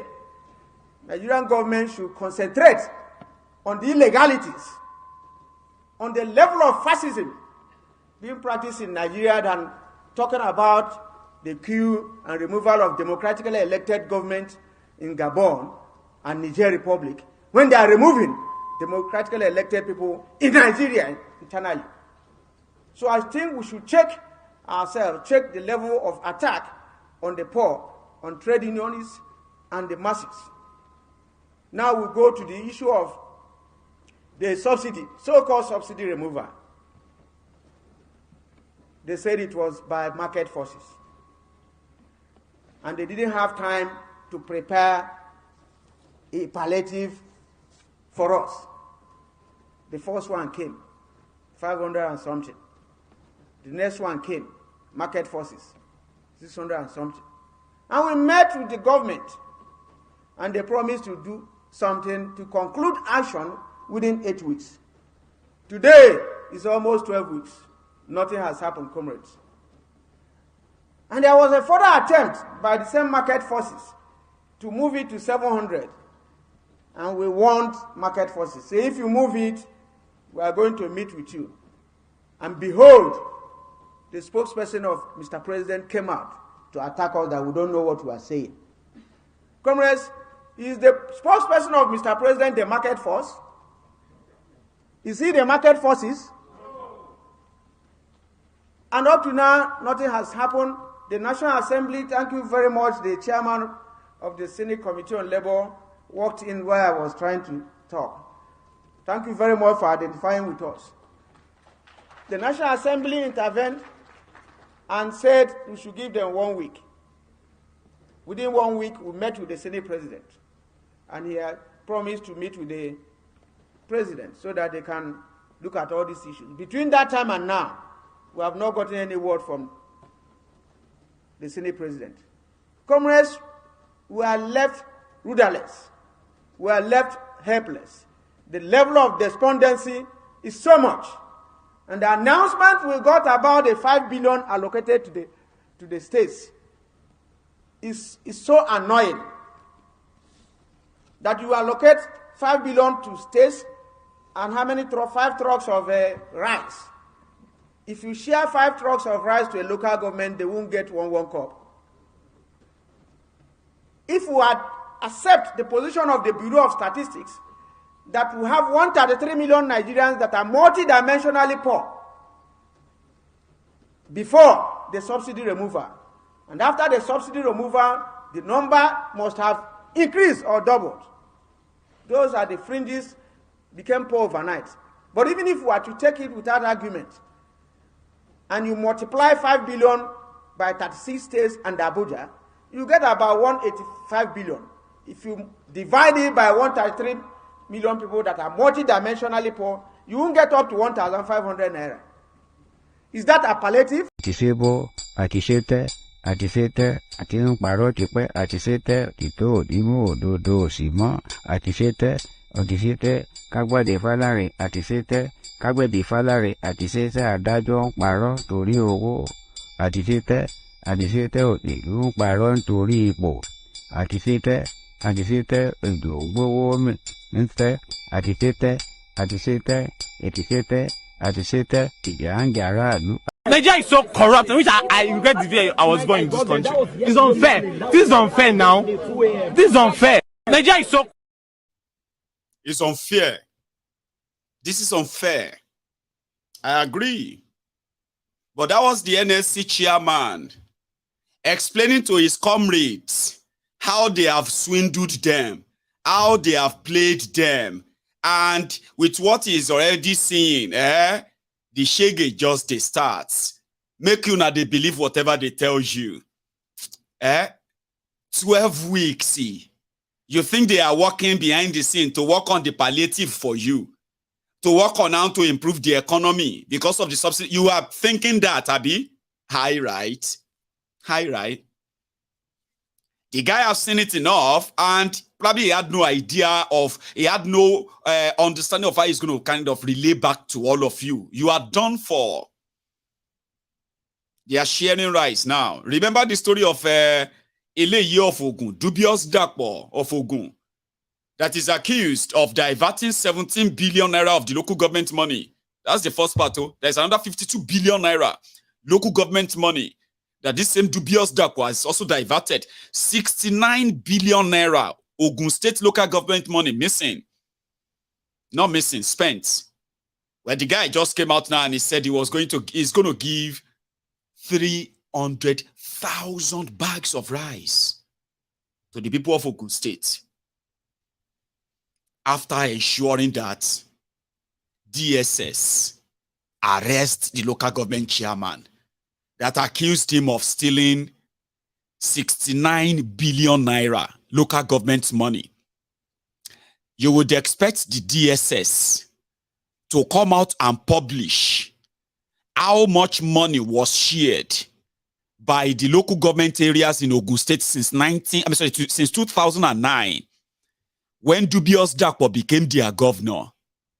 But ladies and gentlemen, with 5 kg rice, we can put all of that behind us. He said he's going to share 300,000 of that bag as the subsidy remover. Of course, he has received his own 2 billion from the 5 billion that Kolu said he's going to give to every state. He's received the 2 billion. But, you know, that's the scam, right? The local government chairman of Ijebu East has been arrested by the DSS. He has been locked up since last night. And they are going to charge him to court.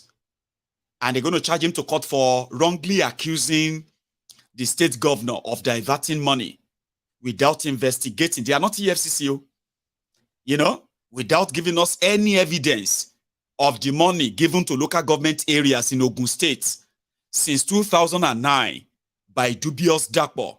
There's so much in the offing, right? Talking about the fascist. It's all similar as well, you know. It's a bit similar to that of Tinubu.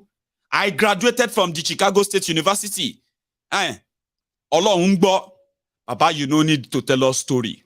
Just why, when you know you graduated from Chicago State University, why you can't go submit fake results, fake certificates? How come you never submitted your primary school, secondary school results? So some of you make I tell you, to be the president of Nigeria, maybe you don't know. Now just primary school certificate you need. Primary school certificate is what you need to be president of Nigeria. To be employed as a gatesman in Nigeria of today, some people will have to ask you for your secondary school certificate. Do I employ you as a gateman? Imagine employing the CEO of your company with primary school certificates, and you're like, because I know, say, God born him to do the job. Certificate is just a paper. That's exactly what you have in your country. It didn't have any of that.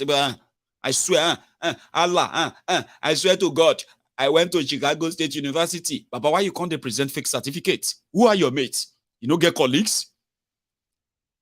Is similar to when they brought this guy, Wale Edun, the one that is now singing the different praises on the economy of Nigeria. I mean, he's been honest. He was honest recently, right?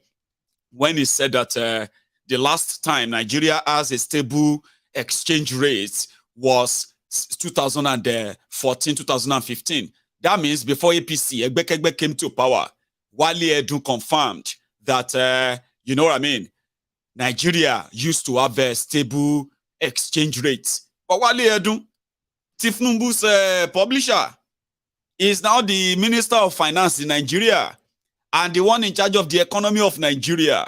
The one that told you that they will not borrow a dime to revive Nigeria economy after they have already borrowed over $6 billion that they didn't tell you, by the way, or you didn't care to even notice, Abi.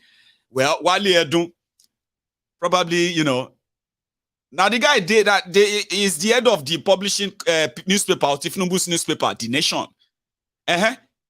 Now from there, then promote him to be your finance minister to come and help them finish you as soon as possible. Wale Edun with Layamo throwback. Honourable Minister, last week, Vintage Press came under attack. And it shows once again a hazard of this profession, media and journalism. We know that media people, journalists, suffer all kinds of indignities as a result of carrying out their legitimate activities, beaten, brutalized, harassed, sometimes in prison, torture, and even killed.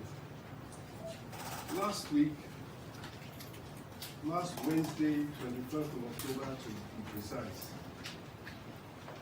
these premises where we produce our titles and bring them came. Finance minister, about go wear suits, can't look like a corporate, what have you. They can't go dust in CV. Now then they know say he's a greatest accountant. He's a special Kiniko in 1929. He was the one who drafted Kiniko in 1930. Wale Edun is a brilliant economist from 1955. He was the one who shaped and help America. All those nonsense. Baba can wear suits. Can they quote numbers? Or now they want to rescue Nigeria. By the time all of the initial gra finally settles, you go know the hand of the scammers where una don't enter. You know different from that of Umahi. Umahi is going everywhere now. He is going to complete Lagos-Ibadan Expressway. By the middle of September. Completed. They are going to do Ondo to Ekiti road with concrete, very concrete road. They are going to build and make sure that the journey between Lagos, they're going to build a road that between Lagos and, and Abuja, if you are going to, if you are coming from Lagos, you are going to Abuja, 4 hours, Abuja. If you are coming from Abuja going to Lagos, 4 hours, straight, Abuja to Lagos, 4 hours. Baba, what Umayi was saying is that, like those who came with Bokwari at the time, Umayi is saying that, waiting they won't do, the Nigeria way they won't build for you, you go the speed 187 miles per hour. From Abuja, the road is going to be so good that you go they do 185 miles per hour. And within 4 hours, you go reach Lagos, 715 kilometers driving. That's what Umayis told them in Lagos. So we are building this. We came with this structure, this idea. You forgot the 1 million housing by a Minister of Homelessness. It's Aleko Barack Obama, Abioshodi, Ajangbadi, Albert Einstein, Fashola, the one that was going to build you. Remember, you see, the reason why you don't have electricity in Nigeria is because the Bantu Eyos are those behind the electricity generation in Nigeria.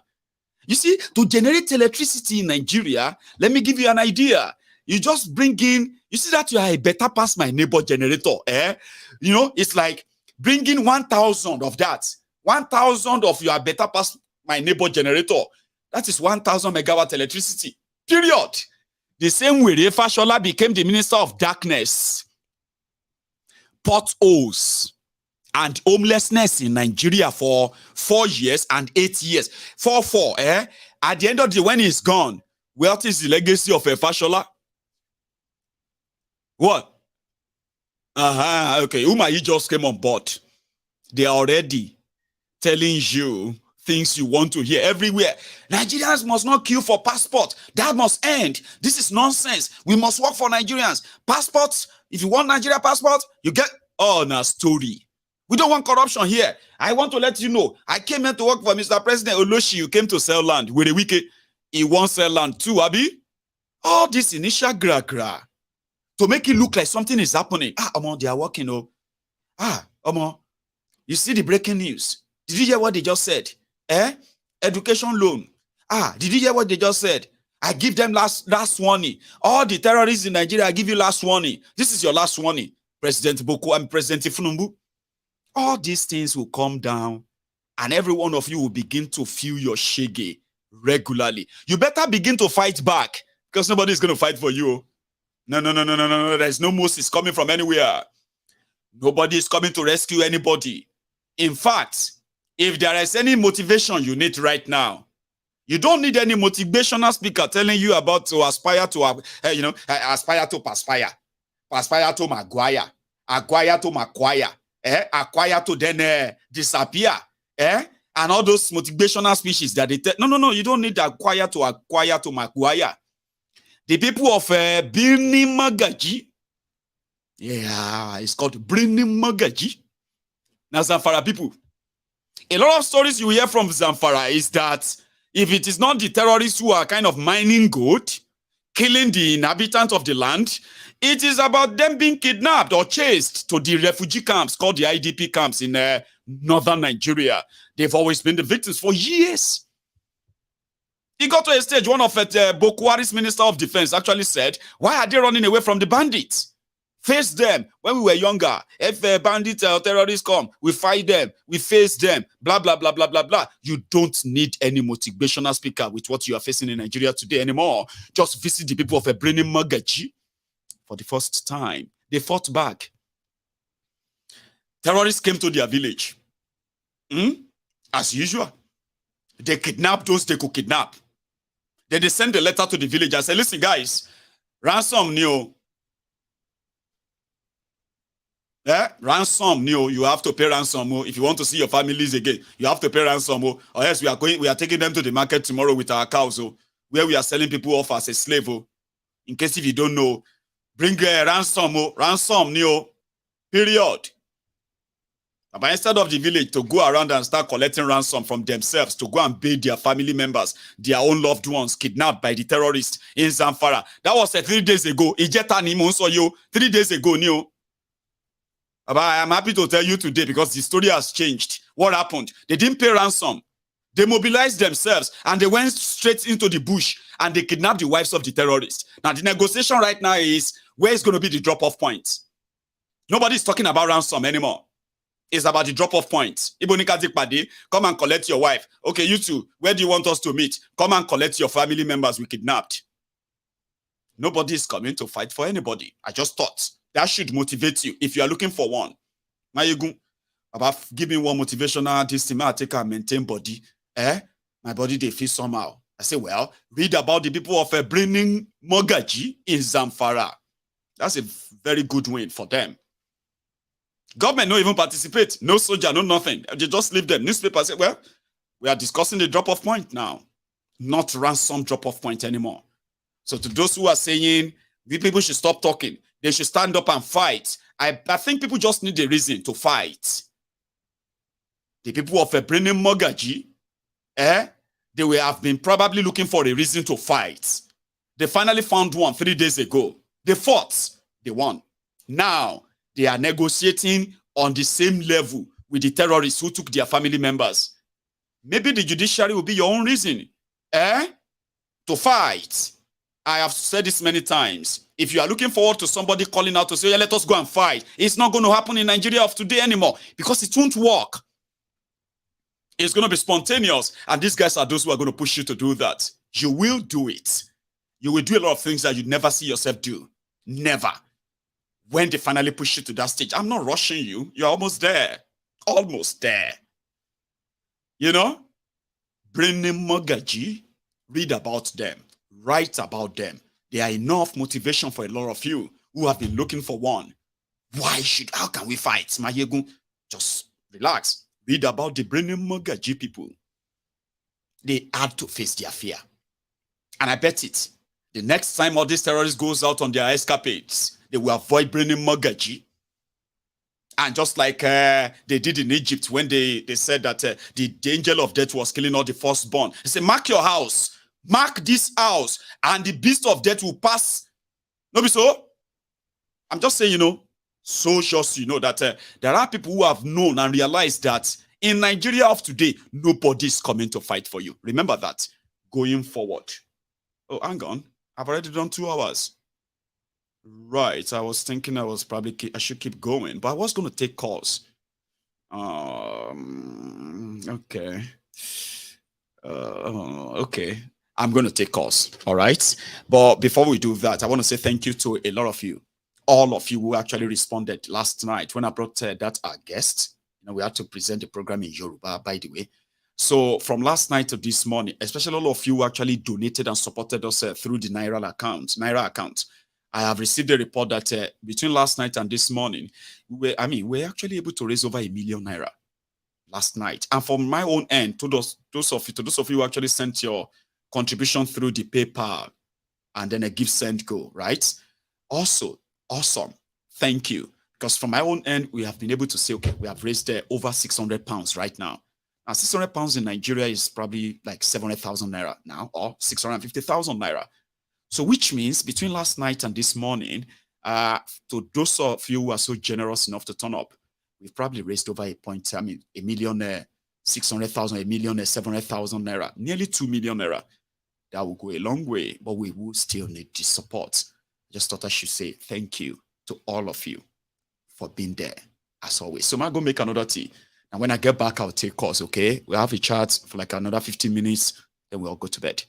But if you think you want to go now, remember, like this broadcast. Subscribe to my channel if you haven't already. Like the broadcast, share it, And now we'll see you again. Don't go anywhere if you want to call in, by the way.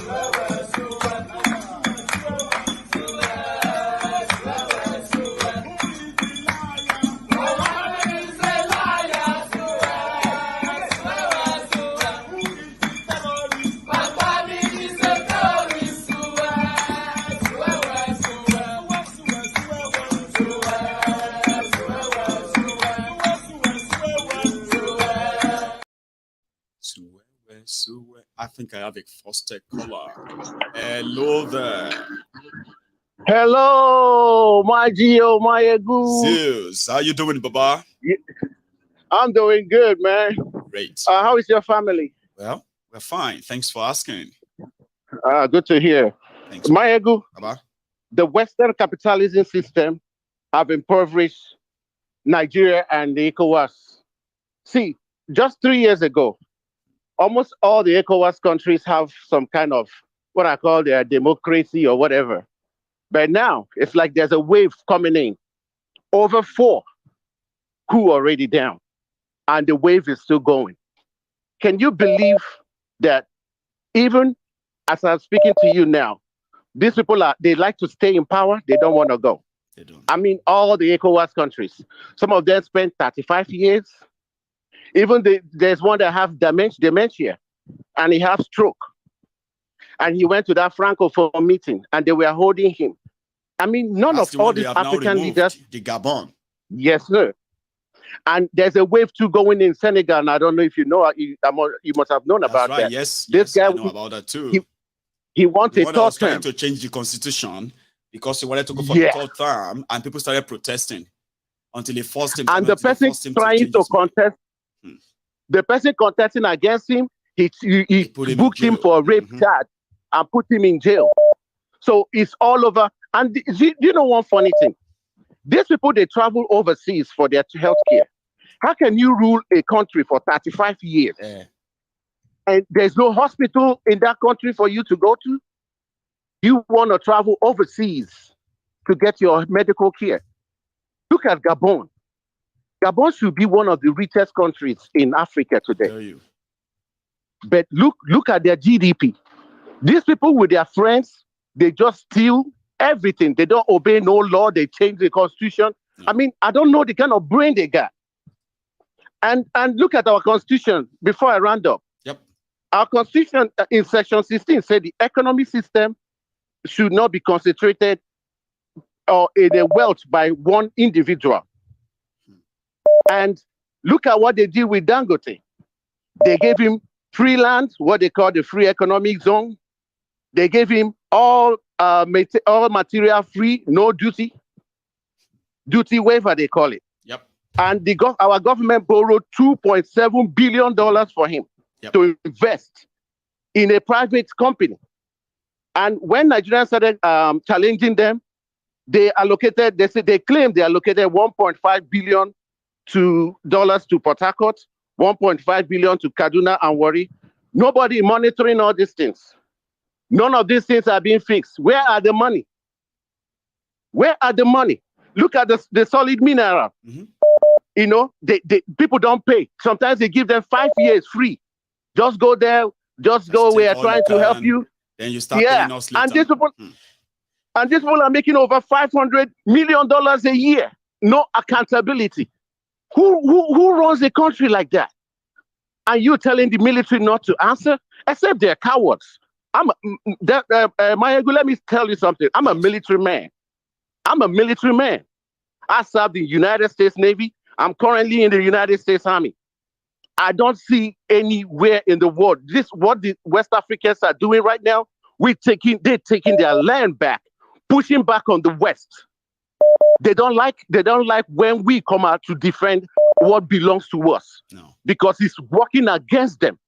If the military are the ones that will make Nigeria rethink again, these people are taking us for a ride. Enough is enough, Maiyegun. I rest my case. Thank you so much. Zeus, right? You have delivered. Everybody is following the situation, right? Nobody's going to claim ignorance when this whole thing comes down. But yeah, we got you. Thank you, Zeus. I've got another caller. Yeah. Hello. Hello. Hello, sir. We got you. Thank you. Maiyegun. Wow. Thank you. Let me lower my. Yeah, mute it by the way. Yes. Yeah, I just want to lower it. I'm a first-time caller, and I go through today to you. I've been following you for quite a while as well. Thanks, man. You have been awesome all this time. And I just want to thank you for what you do and just also encourage you like the others. who listen to you to say, just keep it up. I wish people like us, when we were growing up, we had the courage to actually, do these things that you guys are doing now. I know that you are a very skeptical person when it comes to the Nigeria establishment and what is going on in Nigeria, and I do not blame you at all for it. Now, one of the things that I want to point out and it's been on my mind for a very, very long time is that, you see, we forget, some of us who agitate, we forget something that is very, very fundamental, which is our fathers during the pre-colonial era entered into treaties with the West. I'm going to give you a bit of history so that you can understand the context with which I'm talking now. You remember the Royal Niger Company? I do.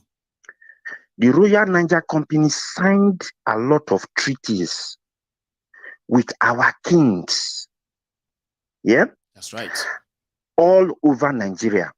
The area called Nigeria today. Then it was not Nigeria. But they were entering into different treaties. And it is those treaties that they use in cajoling us into amalgamation of the North and the South. Yeah? That's right. Now, before then there was the amalgamation. And then before independence, the different constitutions, don't forget that we Nigerians, we have not written any constitutions for ourselves at all. No. Yeah? No.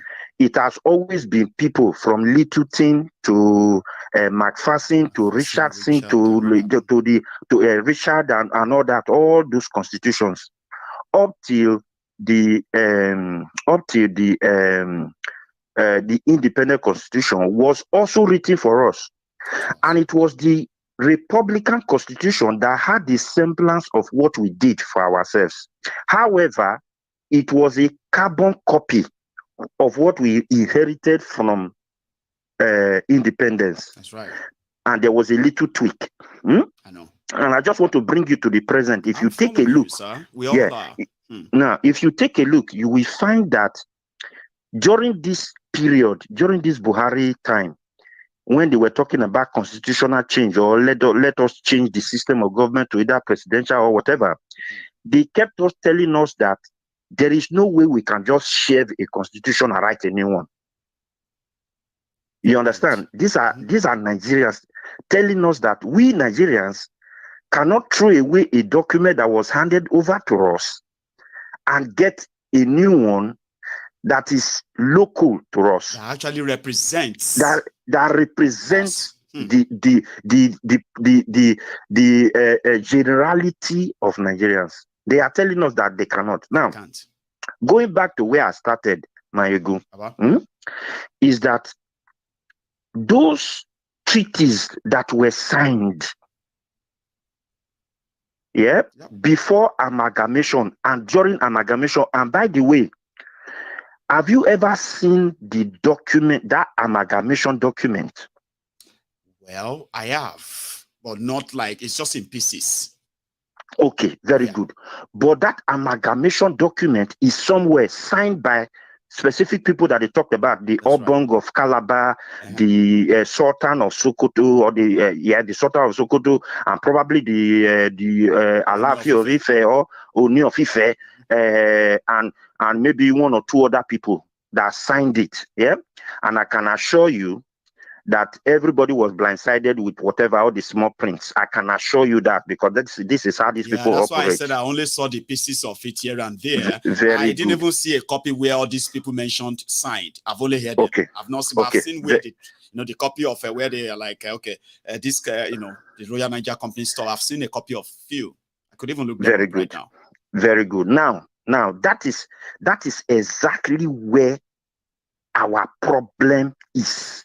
Sorry to cut in, right? It just kind of make me feel something right now, sir, right?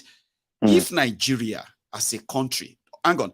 If Americans, as a country, after fighting their civil war that gave them independence, right, over 250 years ago, okay, if that same America still have the copies of all of the arrangements that finally led to the what do you call it, the emergence of America as America, how come that those who call themselves the leaders of Nigeria today, none of them could possibly, or no historian could present that copy of that amalgamation? Do you know that nobody has it in Nigeria? But maybe that is somewhere in the UK anyway, but nobody has seen it. No Nigerian leader can say, I have seen it before. That is exactly what I'm telling you. Now, let me tell you something else that you need to, that people are not thinking about. You know that treaty of Berlin, that Berlin conference. First of all, I don't know if you can, but let the audience today go and look up the meaning of treaty. These are agreements signed by different states, and those agreements are binding until they are abrogated. Until both countries will come together to say, I am no longer part of this treaty. Yeah, by law. Now, if any country don't do that, yeah, they are obliged, yeah, that treaty subsists, and they are obliged to follow the letter of those treaties. And these are the things, yeah. Now take a look, and this is something that you need to understand. Yes, as far as Nigeria is concerned, there is nothing in that geographical location, yeah, that is indigenous to us. That include the name Nigeria, yeah. Many of the names that you hear about Nigeria today, yeah, and around Nigeria are all foreign to us, except all these our small villages. The original ones. Most of the towns, is it Benin? Is it Lagos? Is it Jos? Is it maybe Kaduna? But I can still tell you, today, yeah, that most of those names were they all originated from the white man. So they are all foreign to us. Now, my point that I'm trying to raise, Maiyegun, this night, is to say that the first thing that I think that Nigeria need to do, if our leaders were sincere, because there is something else. Okay, before I say this, yeah, let me just say something else. Yeah, all right. I do not believe that Nigerians are not capable of good. I do not believe that. We as Nigerians, because anywhere else we go in the world, look at you here, Maiyegun. You are doing fantastically well in what you are doing right now, more than any white man or anybody in the world, or at pair with everybody in the world. What you do right now, yeah. Yes, I am. Now, that is the ability that we have as a people, as Nigerians. If we have the access brains, to same we have it. opportunities. Everything, we have it. Given the same opportunity, we will excel. Now, so what I was trying to say to you is to say that the people who occupy the position of power today, they are capable of turning Nigeria around. They are. But they just don't have the will. And for me, I do not think that they are deliberately punishing their own people. For me, I'm thinking that there is something that is holding our people down. Now, for hold on, I will tell you. All right. For the French-speaking African countries, it is very clear. France owns those countries. For me, I think it is the same with the English-speaking countries. But the English, they are always very subtle in their dealings. They have told us that they've given Nigeria independence. It's Nigeria that is doing whatever they are doing. They are the one running their own countries. Yeah. But please, that is not true. There is no way I can believe that. We can blame our leaders all we want. The only thing that I can blame our leaders for is two things. One, they have refused to tell their people the truth. That they are held with the barrel of the gun to say you must do this, otherwise this will happen to you. Lose power. Yeah. Thank you. Then number two. Okay. Now, because of our time, you know how we do it here, right? We just have to do it like a short, but I know you have a lot to share, right? Thanks a lot, sir. I'll take another one. Okay, no problem. Thank you, Maiyegun. Thank you. Cheers. Bless Cheers. you, Bye-bye. So what happens is that a lot of people have a lot to say, but sometimes we don't even know that the time is actually going. You wanted to speak for maybe 5 minutes, then you find yourself speaking for like 10, 15 minutes. That's some other people's chance that we are kind of overstretching, but I wish I could listen to you all night, okay? And I hope I'll get you back sometime soon too. But let me take this. Oh no, it didn't get me. Can you get that? Hello there. Oh, thank you. Yes, ma'am. Let me pause this, please. You are in. I mean, you are on, I'll say. Oh my God. I didn't expect that. I'm good. I've been trying to call you all this while, so don't let me waste my time. Yeah, I listen to what the man that called, To me, I know that we all know that the Western world, they're behind all this, they're part of our problems in Africa. But coupled with our people, our leaders, they definitely comprehend. They accept because they have the ability. Yes, they have the ability to say no. They do. They can refuse these people. Yeah, because I remember during the time of Ijiagbo and this Buhari, that time when this Western England, British, I think they had our the plane here, and they back home, Ijiagbo ground their own aircraft. He did that for them. Yes, definitely. So these people, definitely, if our leaders, they know what they are doing, if they are not cruel, if they are not really greedy, definitely they can say no to these people. They have the right to say no. They have the right to say no. And if they said no, and these people gave them if you don't do this, this and that, they can really open this. And then see what they did to Samuel Doe. See what they did. See what they did. They did so many things. They've been on our case long ago. And you know what they said, Ma? You know what they said? They said that in Africa, in the last 50, 60 years, okay, there has been a violent change of government, either through coup or palace coup and all of that. They said there has been over 59 coups in Africa in the last 60 years, right? And CIA, America, is involved in 59 coups. America is involved in 52. France is involved in 47, right? And of course, the almighty Britain is involved in all of them. Yeah.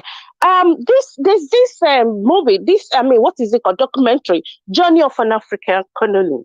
If you see that documentary, you with all these people, honestly, I don't know. Our people back home, they need to go and watch some documentary so that they will know the action, they will know the consequence of what is really going on, where they are going. Because these leaders, they don't really mean well. They've started all these traitors. All these problem, the betraying attitude they have is long ago. Our leaders, they are the most ungrateful people too, ma. They are the most ungrateful people. They give them everything, and they give us nothing. Yes, nothing. Okay, that time, Akitoye, Kosoko, when I watched that thing, the so-called Akitoye, the king, because he wanted to take over from Kosoko, he held under the British. He was the one that called British to support him to fight his own nephew that time. So, and if you now remember, this thing that happened, even Jaja of Okobo, Jaja did the same thing. He was even under British, right? And at the end of the day, he fought his own people in Shekiri. Then he fought his own people. Yeah? And at the end of the day, it was these British people that even that deposed him. They deposed him, and then they betrayed him. Yeah, he left his kingdom. They invited him, and they said that they promised that they would not do anything. They just invited him, come and go. But at the end of the day, when he got there, they seized him and they deported him. That's right. So he left his own kingdom. So many things. This thing has been happening, and these our leaders. They knew all these things, but they're not really ready. So that's what I'm saying, that if they want to refuse these people, they know what I'm saying now, they know everything. You understand? So they can. It's only because of their own greediness. And our people, let me go because I know the time. Our people back home, Nigerians, masses, our so-called masses, I'm telling you, like what you always say to them, nobody is ready to fight for anybody. It's them. They need to know what they are doing. They really need to know the truth. They really need to, to really know where they're going and what exactly they want. If they want to sink in this thing, they should continue that way. Because I saw one stupid boy that was talking rubbish, Jami or Lawali or something, that people were saying, okay, you block. You know, if they're doing all those rubbish things that are still enslaving themselves, and they're not fighting for them, they didn't know what they're doing, they don't know the next thing to do, and they just sit down, cross the legs, and they don't want to die. I'm not saying people should die, I'm not saying that, but at least even if you're not wishing them dead, right? Their leaders are actually killing them. We all know that already. You know? So what is going on in Nigeria is too much for anybody to discuss. It's beyond the bloom. It's already escalated. It's already blown.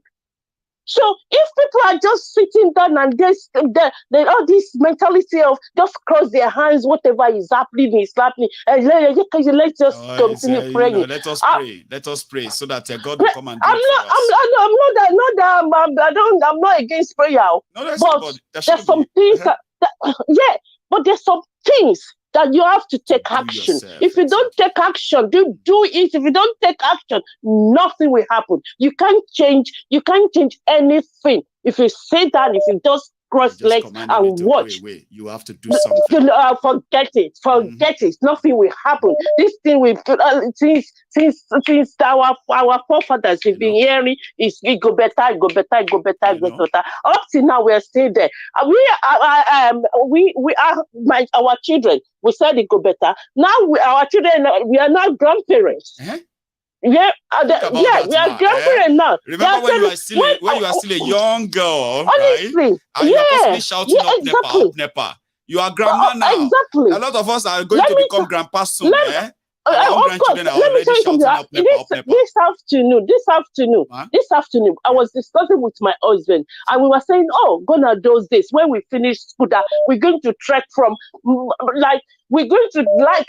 prefer to trek than taking buses. You know, that we be like, as a person, I always pray for my daddy not to come and pick me. I was like, I didn't like my daddy to come and pick me. I really wanted to walk with my colleagues. Then when we get to the tap, we open tap. Outside tap, or what is the public taps?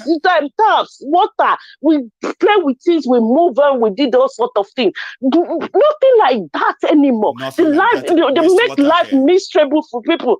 We make life miserable. People need to get up. They need to wake up back home. If they're just sitting there, I know some people, they're listening now. They're listening. You know? They need to do something. They need to just rise up. They need to wake up. That is what they need. The wake-up call. It is now. It is now. It is now. When that bell sounds, you should not feign ignorance and say, what was that about? Stand up. Honestly, it's overdue. It's overdue. Maiyegun, just let me leave. I'm happy that I really There are a lot of things. Everybody, every one of us got a lot of things to say. I can tell that you just want to let all of them out at the same time. Don't worry. Yes, boss. Let's just leave it for now. Thank God. Thank you so much. God bless you. My regards to your family. Thank you. Bye. Stay safe, my other. Yeah. Yes, ma'am. So that's a good one to encourage and tell everybody that nobody's coming to fight for everybody. If you're not ready to fight for yourself, I'm ready to fight for myself. And if you are ready to fight for yourself, instead of you joining them like they say, if you can't beat them, you join them. You don't have to join them. Call the rest of us when we join hands together. We'll go beat them to death. What? Hello? Hello. Hello, sir. Can you hear me? Hello. I actually can hear you. If the network is acting up, I'll give you just a few seconds. I can hear you now. You can hear me now. Good evening. You will need to then speak up, okay? So that all of us can hear you too. How you doing, Baba? Well, I'm doing good. I'm calling from Sweden. Great. Yeah. Now, please go on. You are live now. Everybody can hear you. Do you hear me now? Loud and clear, sir. Yeah, thank that lady that just spoke now, Lily. Maiyegun, I just want to say one thing. Yes. When all of us are living in Nigeria, we are leaving Nigeria. Hopefully that we spend 2 years, 3 years, 4 years, as the case may be, and we go back home. Nobody, I tell you, 85% of people outside Nigeria, nobody plan to stay there 20 years. No, not this way. No, nobody, not this way. And Maiyegun, let me tell you, the country you left, when you look back now, there's no hope. Some people are here in Europe or wherever they are outside Nigeria. They have become grandpa in abroad. You are asking yourself, already have 3 generations abroad. They can't even take them. Yes. You are asking yourself, this journey, when do I go home? The place you are planning to go, no electricity, no roads, no health care, no nothing. Tell me, how are you? No security. Tell me, how are you just pack your bag and go? Tell me. These are things that I don't know if it bothers a lot of people that are here. See, I did a program, right? I did a program some times ago explaining to people in Nigeria that if they don't understand some of the dilemma of Nigerians who are abroad, that they are wondering, why are they always concerned about Nigeria? Why are they concerned? Is that, you see, I have met people. I'm talking about people who have been here for a while, okay? They are comfortable, okay? But somehow, they are full of outbreaks, right? They feel like this wasn't the plan. Their plan was, when they turn this age, they were going to build a retirement home in Nigeria. Some of them have built those retirement homes in Nigeria. They can't even go back there now. Of course. They are staying in this country longer than they planned. And every day they open their TV, they open their online. They see every reason why they can't take the risk of going back there. But some of them don't understand that in Nigeria. They don't understand what that means. It is heartbreaking. It is heartbreaking. When you are telling somebody, when you are talking to somebody right there in Nigeria, they feel like, oh, you are living there comfortable. Why? But they don't know that you live in Nigeria. You don't live Nigeria that you want to live here all your life. No. When you come to Sweden here, you know what I'm talking about. When it comes to coal is coal here like anything, my brother. So how do you plan to live for anybody who has an option of going back to where you came from? How do you plan to live here all your life? I know. How do you plan to live here all your life?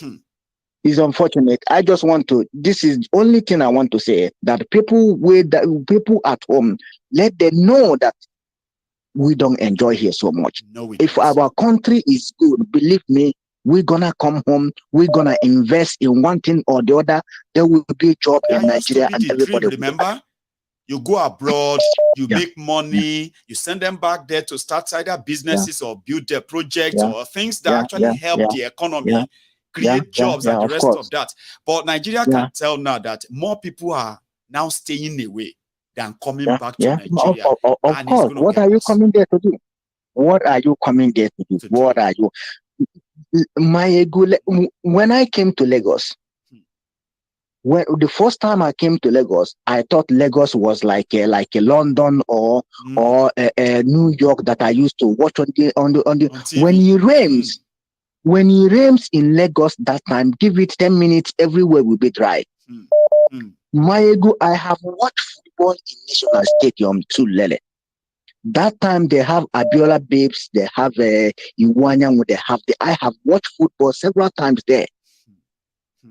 Maiyegun, I don't know. There was street light, everything was functioning. But now, it's unfortunate. It's hard where we find ourselves.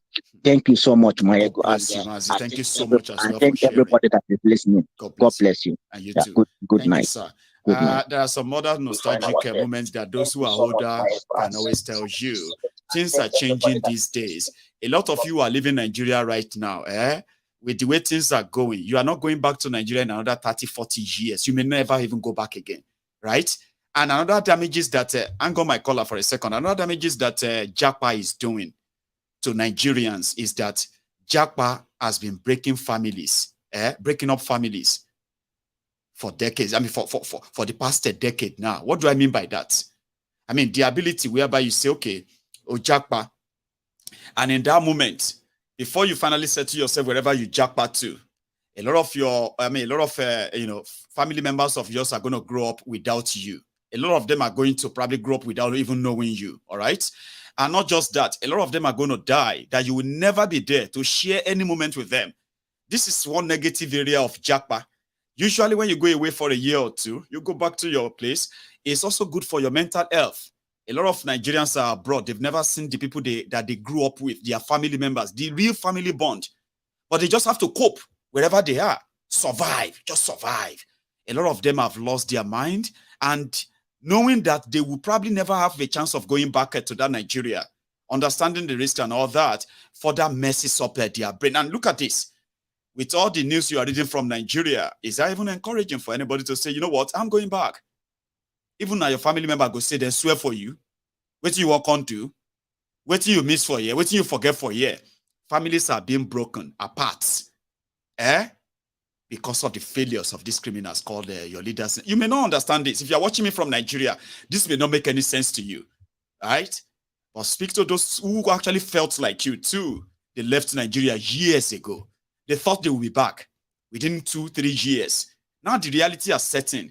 And they are now realizing that no matter how successful they are likely never going to come back to Nigeria in years to come. Majority of you don't know what that means to the mental health of a lot of us who have to cope in that code, knowing that year in, year out, we just have to remain in that code. You have no idea, do you? Hello. Maiye. Baba, how you doing? I'm jolly good, Maiye. I am so sorry for keeping you waiting. I just had to say that there. I've said it before. I just had to say it again. There you go. Honestly, Maiyegun, I'm just going to stand on that because, you know, when people are abroad, they think it's just the best. Yes, you might have a way of contributing to, you know, the families back home because, you know, when you give them dollars, you know, or pounds, it just, you know, they have more money to spend and all that, you know, but it's not the same. Imagine you going on Facebook and you are seeing your family members doing graduation. You're like, Omotani, whose son is that? They say, that's Dami's daughter. She's 18 now. You're like, oh my God. So I've left Nigeria for the past 20 years. Dami had a daughter. She's 18. She's graduate. Oh my God, and she didn't know me. And a lot of people live like that. A lot of us watching me right now, they are sitting in front of their screen and I'll be like, oh, that's true. That's true. That is one bad. That's one consequence of bad leadership that is actually ruining the mental health of a lot of us abroad, but nobody's talking about that because we have money. We give them money. We should be fine. No be so?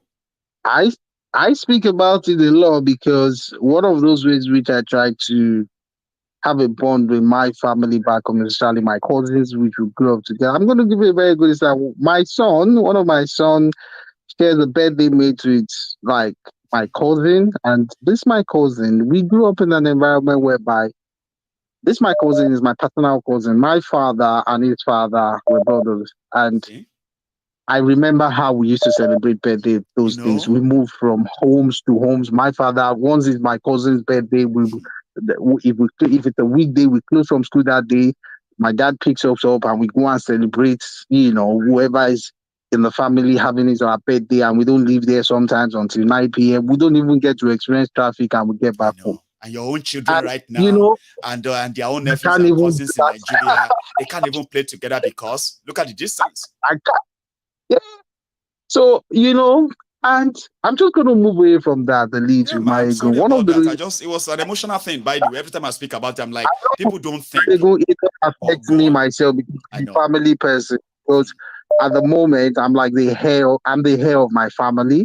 Number one. Two, I have a role to play because my father is no more. But his legacy, I only try to keep that legacy going. Well, moving away from that, all through the week, I've seen what happened, some of your shows, the Gabon coup and all that.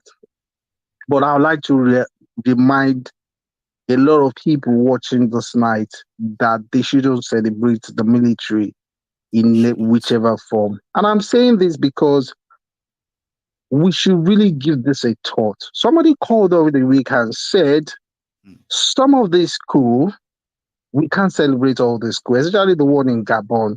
And I have a lot of reservations for that as well. The first school in Africa was in Togo. And that was 60 years ago. Exactly 60 years ago, 1963. People need to read the history. When I called into your program on Tuesday, I said the same thing. I said one thing that would not make us see our future and see where we're coming from is if we don't read. History helps us a lot. That coup, do you know, Maiyegun, that coup was supported by France? The French government supported that coup. Let people, if anyone who knows history very well tonight should. And they did not hide it, by the way. It's on record that they publicly said, yes, they backed the coup. That's the first coup in Africa. You're right. Maiyegun, exactly 60 years ago. So, in a nutshell, whatever wave is going through Africa right now, we should be very mindful of the Western incursion into the liberation we are trying to fight for. So people should not celebrate. That's just what I want to tell people. Irrespective of whatever happens, me in whichever way, even the ones that do not have the Western incursion in it, like the one of the J that people have said, okay, it is people oriented, because of some of the pronouncements of the military. We should be very careful. We should be very careful because that is not the revolution we cry for. That's all I want to contribute tonight. What we it is that the military will chase this one away. And in no time, we're all going to gather again and ask the military to leave. And I bet you it's never a good experience, especially for those. That's just what I want to contribute tonight, Maiyegun. You're doing a good job as well as usual. All the best, Maiyegun. Thank you so much. Thank you. Stay safe, all the best. Bye. Now, Bye. Okay, hang on. Yeah, I got that. So the line is opened again. Okay. So once in a while, you get to see people who are going to speak from the heart. And what they're going to say is going to actually hit you so hard that you're going to start thinking. I bet I've made a lot of you diasporans to start thinking again. I said, oh, it's true. I didn't plan to spend 30 years abroad, though. I didn't plan to spend 40 years, so I was supposed to just do this, do that. After maybe 4 or 5 years, I'm back. And if I'm going to be coming abroad, it should be something I should be coming on occasionally. But this is me, oh. I've done all the studies. I've achieved almost everything I dreamed of. A lot of things that you used to pray for when you left Nigeria. You have them right now. All of them, everything. But guess what? Except the supposed land you left. That you believe that you're going to the greener pasture. And you're going to come back and make the land green too. Now the criminals have depleted the land, ransacked the land, ravaged the land. They have turned the people to paupers, poor. Here you get. And here we are. You are now having to kind of add days and years to your stay abroad until you have something that will convince you to say, well, the risk is worth taking. You can no longer wait. You are getting older. You need to go back. A lot of you are beginning to think that now, right? You're beginning to remember how you traveled abroad. That wasn't your plan. You didn't plan to stay abroad for 10, 20 years, did you? No, you didn't. Well, look at you. You are now an American. You are now a Canadian. Those are your saving grace today. You are thankful to God that above everything, at least you are an American. You are a Canadian. You are British. But those weren't your goals back then, 20, 30, 40 years ago. I'm just saying. So to those who are still packing their bags to Japa, one day you're going to look back and you'll be wondering, so I have been here for 10 years. So I have left Nigeria for 20 years.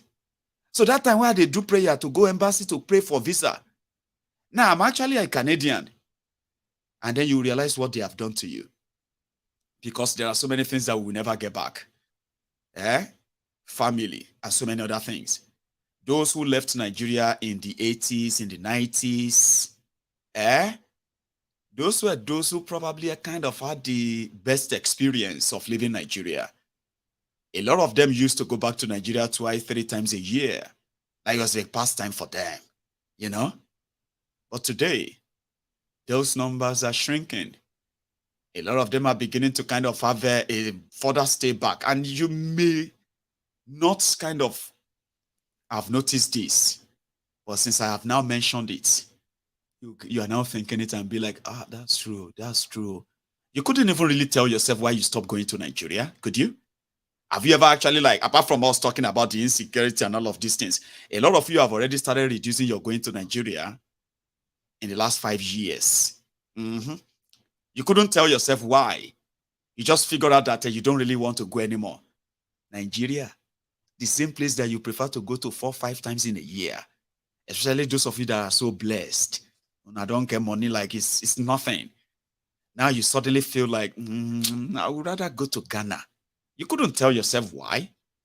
Those are the changes we are talking about, in case if you have not noticed. Here is another caller before we go tonight. Hello there.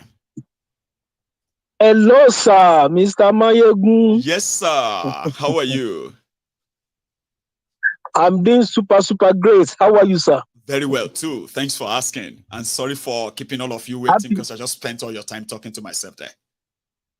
Good to have you. Yeah, happy Saturday. God bless you. And you too. Yeah, God bless you. God bless you. Yeah, I'm listening to what that madam have said and the other man have said. Okay, that is good. Now, 3 things quickly. Yes, sir. There's a message for me, you. There's a message they sent to me, you, and the majority of the Nigerian populace. So let me deliver the message Deliver first. them to us, sir. Message first. We are all ears, please. Yes. This message, do not take it lightly. Yes. Okay, the message goes thus. They said, never mind them, never answer them. That is, them is a me and you and the never mind them, never mind them, never answer them. Yes, and then never answer them. Yes, them is a me and you are the remaining populace. Yes, because they said that they can only talk because they don't have any power or authority. So that's the message. Yes, that's the message you heard. That is, me and you can only talk. That madam, and that man that we called before, they can only talk. No action. No action. Do. We can only cry and talk and complain. We can't do anything. God bless Mr. Yegu. Me and you. God bless Mr. Yegu. God bless Mr. Maiyegun. Yes, that's the message they start to convey to all of you. So that's the food for thought. Because that's what they do all the time anyway. Provoke us. What do you go do? What do you not go do? They provoke Nigerians and tell them, what can you do other than to complain? Wow. God bless you. Mr. Maiyegun, you are very super intelligent. In fact, you are very good. Thank you. Okay, let me go.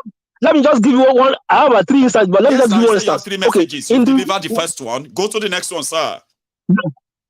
Okay, this one because now this one in the late 80s, late 80s, yes, sir. late 80s, when Frank Olise of NTA, if you can recollect, I think I Frank remember Olise, that name. he was I'm trying to get it face now, but go on, sir. Frank Olise. Yeah, he was the anchor of a Newsline, Okay, now remember him. Once upon a time, these armed robbers, along the first stack, they already finished their operation, everything, and they wanted to change their vehicle. Right, to early in the morning. vehicles during the operation. Okay. Well, God bless you. God bless you. Amen. And they didn't know that the vehicle they didn't know that the vehicle they stopped is one of the big wigs. This mafia's vehicle that the driver is conveying their kids to school early in the morning. They go hijack mafia's car that they used to convey his children to school. Yes. I'm all here, sir. Go on. Yes, correct. And immediately they killed the driver immediately. And would you know that within 2 hours, helicopters all over Nigeria, and 2 days later, they later found those kids at Idiroko. Now, yes, like they unleash all of the resources, helicopters, everything, looking for them, right? I'm telling you, it's like a we are fighting war. I think helicopters looking for just two kids. Right now, the kids may be around 30 or 32 years old now. They are older now. You're right. Yes. Now, on Sunday of that particular Frank Olise that is anchored the Newsline. Now interviewed the madam, the mother of those two kids. Who is also the wife of the mafia? Go on, Baba. Oh, God bless you. God bless you. Amen. And this thing I'm about to say, this thing cannot happen all over the world except Nigeria. So the woman opened her mouth and said, I want to quote her verbatim. She said, we thank God, only the driver they killed. That was I'm telling you. She said it. She said only the driver they killed because they didn't know who is the driver and the bunch of Nigerians. They are worthless. They are nobody. They call us ordinary Nigerians. You know another one, sir. You know another one. If you read all the so Frank Olise, when he was reading the news and interviewed the wife of the mafia, she was thanking God that it was only the driver they killed, not their. Openly, in fact, openly, all over the world. The woman said it. He said, I thank God, only the driver they killed. In fact, Frank Olise, he just speechless. Like, how could you say that? So the driver no get life. The driver no be anything. You know another thing they do in Nigeria when they report their news, For example, let's say accident happened on Lagos-Ibadan Expressway. Now, they will say, oh, there is an accident that happened, a fatal accident that happened along Lagos-Ibadan Expressway. 45 people died, including one senator, which is no, not like that. They will say Senator Anka and his driver and 45 others died in a ghastly motor accident along Lagos-Ibadan Expressway. So Senator Anka, now him that one get name. His driver no get name, but they will match it to him. 45 others are other Nigerians who died, but they don't have to mention their names. God bless you. So that's the food for thought for you. So Nigerians, the little, because they don't have money to shop, the little saliva, I don't know when them to be wasting the saliva on the talk without any action. Right now, wait, we can do, don't worry. Right now, the mafia, there are 2 or 3 ahead of us now, because right now they are liaising with Joe Biden. That is why he wanted to talk with Joe Biden when he come here. Is it this month? Yes. Want to come? No, he's coming. He's coming this month, I think. Yeah, to New York. To tell Joe Biden that don't mind them. That they don't mind them. I'm telling you, that's what. But right now, they are playing politics. Let me just give the Nigerians, if they can take my advice, is like Nigerians, please and please do not neglect this, because as they are planning theirs, let me just chip in one or two. The one, make it one, sir, because of our time. Don't make it two. Just chip in one more. Yes, one more. Yes. Yeah, one more. Now, Nigeria should call it Sean Hannity. They should call Sean Hannity. Sean Hannity of Fox News. Fox. They should tell. Yes, please. Nigerians call Sean Hannity. Tell Sean Hannity that Joe Biden has no rights whatsoever to talk with any person that is president from Nigeria. Well, God bless you. Amen. God bless you. That's what I will tell. Please, Nigerians, they should not neglect this. Call Sean Hannity. Yes, that's what I'm going to do. The rest is classified. Thank you. God bless you. Baba, see, I wish we have enough more time, but my time is so up. I only have about 5 minutes to go, and I'm just going to use that to say good night to everyone. Okay, thank you so much for sharing that. Okay, God bless you. Amen, and you too. So next time, I hope somebody with that kind of vital information will call in early, so that we can have enough time to share all those info with every one of us. You love laughing, you love thinking this is always funny, cracking, and all that. But there is some information buried inside there. Don't let it be lost on you, okay? And thank you, all of you, again, for spending your evening with Maiyegun and their friends. So thank you. I am going to see you some other time, right? If you joined us midway, I advise you watch this from the beginning again, okay? Just skip some part and then continue watching. I spoke for an uninterrupted 2 straight hours. You can actually pick a lot from that, okay? Then there are other contributors who called in and then said yes and all that, which you can also pick 1 or 2 things from. But until I see you again, right, you can only join me next time if you are a subscriber onto my channel. Subscribe, set on your notification. Facebook won't let all of you see me. Facebook won't let those who see me comment or like, but I am so grateful to all of you who continue to actually show up on Facebook, okay? Go onto my YouTube channel. You will never miss me. Trust me.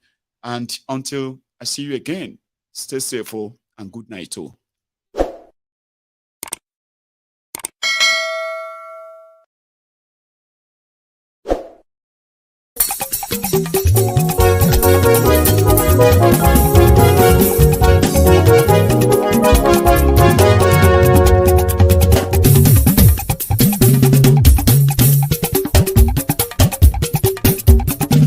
Maiyegun làwa mọ̀ làmọ̀ tó dòdòdò.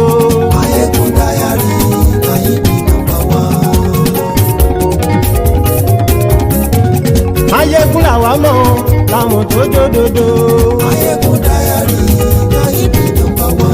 Maiyegun ti dé o, ọ̀rẹ́ ará ìlú. Maiyegun Diary, Maiyegun #1. Lórí Facebook, lórí YouTube. Maiyegun Diary, Maiyegun #1. Gbogbo bó ṣe ń lọ ni Maiyegun já wa sí. Maiyegun Diary, Maiyegun #1. Àṣírí ọ̀jẹ̀lú kì í bò níbẹ̀ o. Maiyegun Diary, Maiyegun #1. Bó bá ṣe eré àní Maiyegun máa wí. Maiyegun Diary, Maiyegun #1. Ó sì tún ṣe eré wàá gbọ́ níbẹ̀ o. Maiyegun Diary, Maiyegun #1. Maiyegun Diary, Diary Politico. Maiyegun Diary, Maiyegun #1. Godfatherism kò sí lọ́rọ̀ Maiyegun. Maiyegun Diary, Maiyegun #1. Ẹ farabalẹ̀ sẹ́ o kẹgọ́rọ̀ lẹ́nu o. Maiyegun Diary, Maiyegun #1. Àní Maiyegun làwa mọ̀ tó dòdòdò. Maiyegun Diary, Maiyegun #1.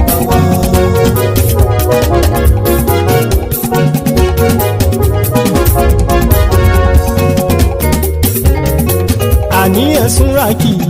Maiyegun ti dé. Maiyegun ti dé. Ọ̀jẹ̀lú ẹ̀sùn rákì. Maiyegun ti dé. Àní ẹ̀sùn rákì. Maiyegun ti dé. Lórí Facebook. Maiyegun ti dé. Àní ẹ̀sùn rákì. Maiyegun ti dé. Lórí YouTube. Maiyegun ti dé. Àní ẹ̀sùn rákì. Maiyegun ti dé. Bọ́ bàbá gbé wúrẹ́. Maiyegun máa wí. Àní ẹ̀sùn rákì. Maiyegun ti dé. Ijó ìgbádìyẹ. Maiyegun máa wí. Àní ẹ̀sùn rákì. Maiyegun ti dé. bójó bá rúfin o. Maiyegun àmì. àní ẹ̀sùn ra jù. Maiyegun ti dé. kí gómìnà kówó jẹ. Maiyegun àmì. àní ẹ̀sùn ra jù. Maiyegun ti dé. ọlọ́pàá ti ń darí bá. Maiyegun àmì. àní ẹ̀sùn ra jù. Maiyegun ti dé. aṣòfin ti ń rúfin o. Maiyegun àmì. àní ẹ̀sùn ra jù. Maiyegun ti dé. òpùrọ́ olóṣèlú. Maiyegun àmì. àní ẹ̀sùn ra jù. Maiyegun ti dé. ọ̀jẹ̀lú ẹ̀sùn ra kì. Maiyegun ti dé. àní ẹ̀sùn ra kì. Maiyegun ti dé.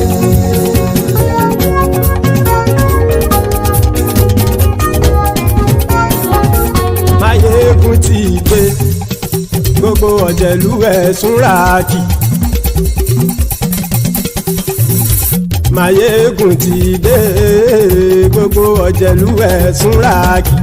ṣùgbọ́n ní bá ti ṣe èyí tó yẹ kí wọ́n ṣe ọmọ bá dèrò ní fi wọ́n níran o. Maiyegun ti dé. gbogbo ọ̀jẹ̀lú ẹ̀sùn ra kì.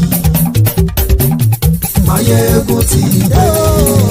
gbogbo ọ̀jẹ̀lú ẹ̀sùn ra kì. ṣùgbọ́n ní bá ti ṣe èyí tó yẹ kí wọ́n ṣe ọmọ bá dèrò ní fi wọ́n níran. wọ́n fowó bẹ́ẹ̀ o. Maiyegun ó sọ pé wọ́n ò bẹ́ẹ̀. wọ́n fowó bẹ́ẹ̀. Maiyegun ó sọ pé wọ́n ò bẹ́ẹ̀. oníkan ṣáàtì ṣe èyí tó yẹ kí wọ́n ṣe fáwọn ará ìlú tó gbé wọn débẹ̀ o. Maiyegun ti dé. gbogbo ọ̀jẹ̀lú ẹ̀sùn ra kì. Maiyegun ti dé. gbogbo ọ̀jẹ̀lú ẹ̀sùn ra kì. ṣùgbọ́n ní bá ti ṣe yìí tó yẹ kí wọ́n ṣe ọmọ bá dẹ́rọ̀ ò ní fi wọ́n níran. kì máa yí ṣeré ọ̀rọ̀ yìí kì í ṣẹ̀fẹ̀. kì máa yí ṣeré ọ̀rọ̀ yìí kì í ṣẹ̀fẹ̀. ẹni bá ti lè lẹ́bọ̀ lẹ́rù o ọmọ bá dèrò kàṣà ìtú wọn síta. Maiyegun ti dé. gbogbo ọ̀jẹ̀lú ẹ̀sùn ra kì. Maiyegun ti dé. gbogbo ọ̀jẹ̀lú ẹ̀sùn ra kì. ṣùgbọ́n ní bá ti ṣe yìí tó yẹ kí wọ́n ṣe ọmọ bá dẹ́rọ̀.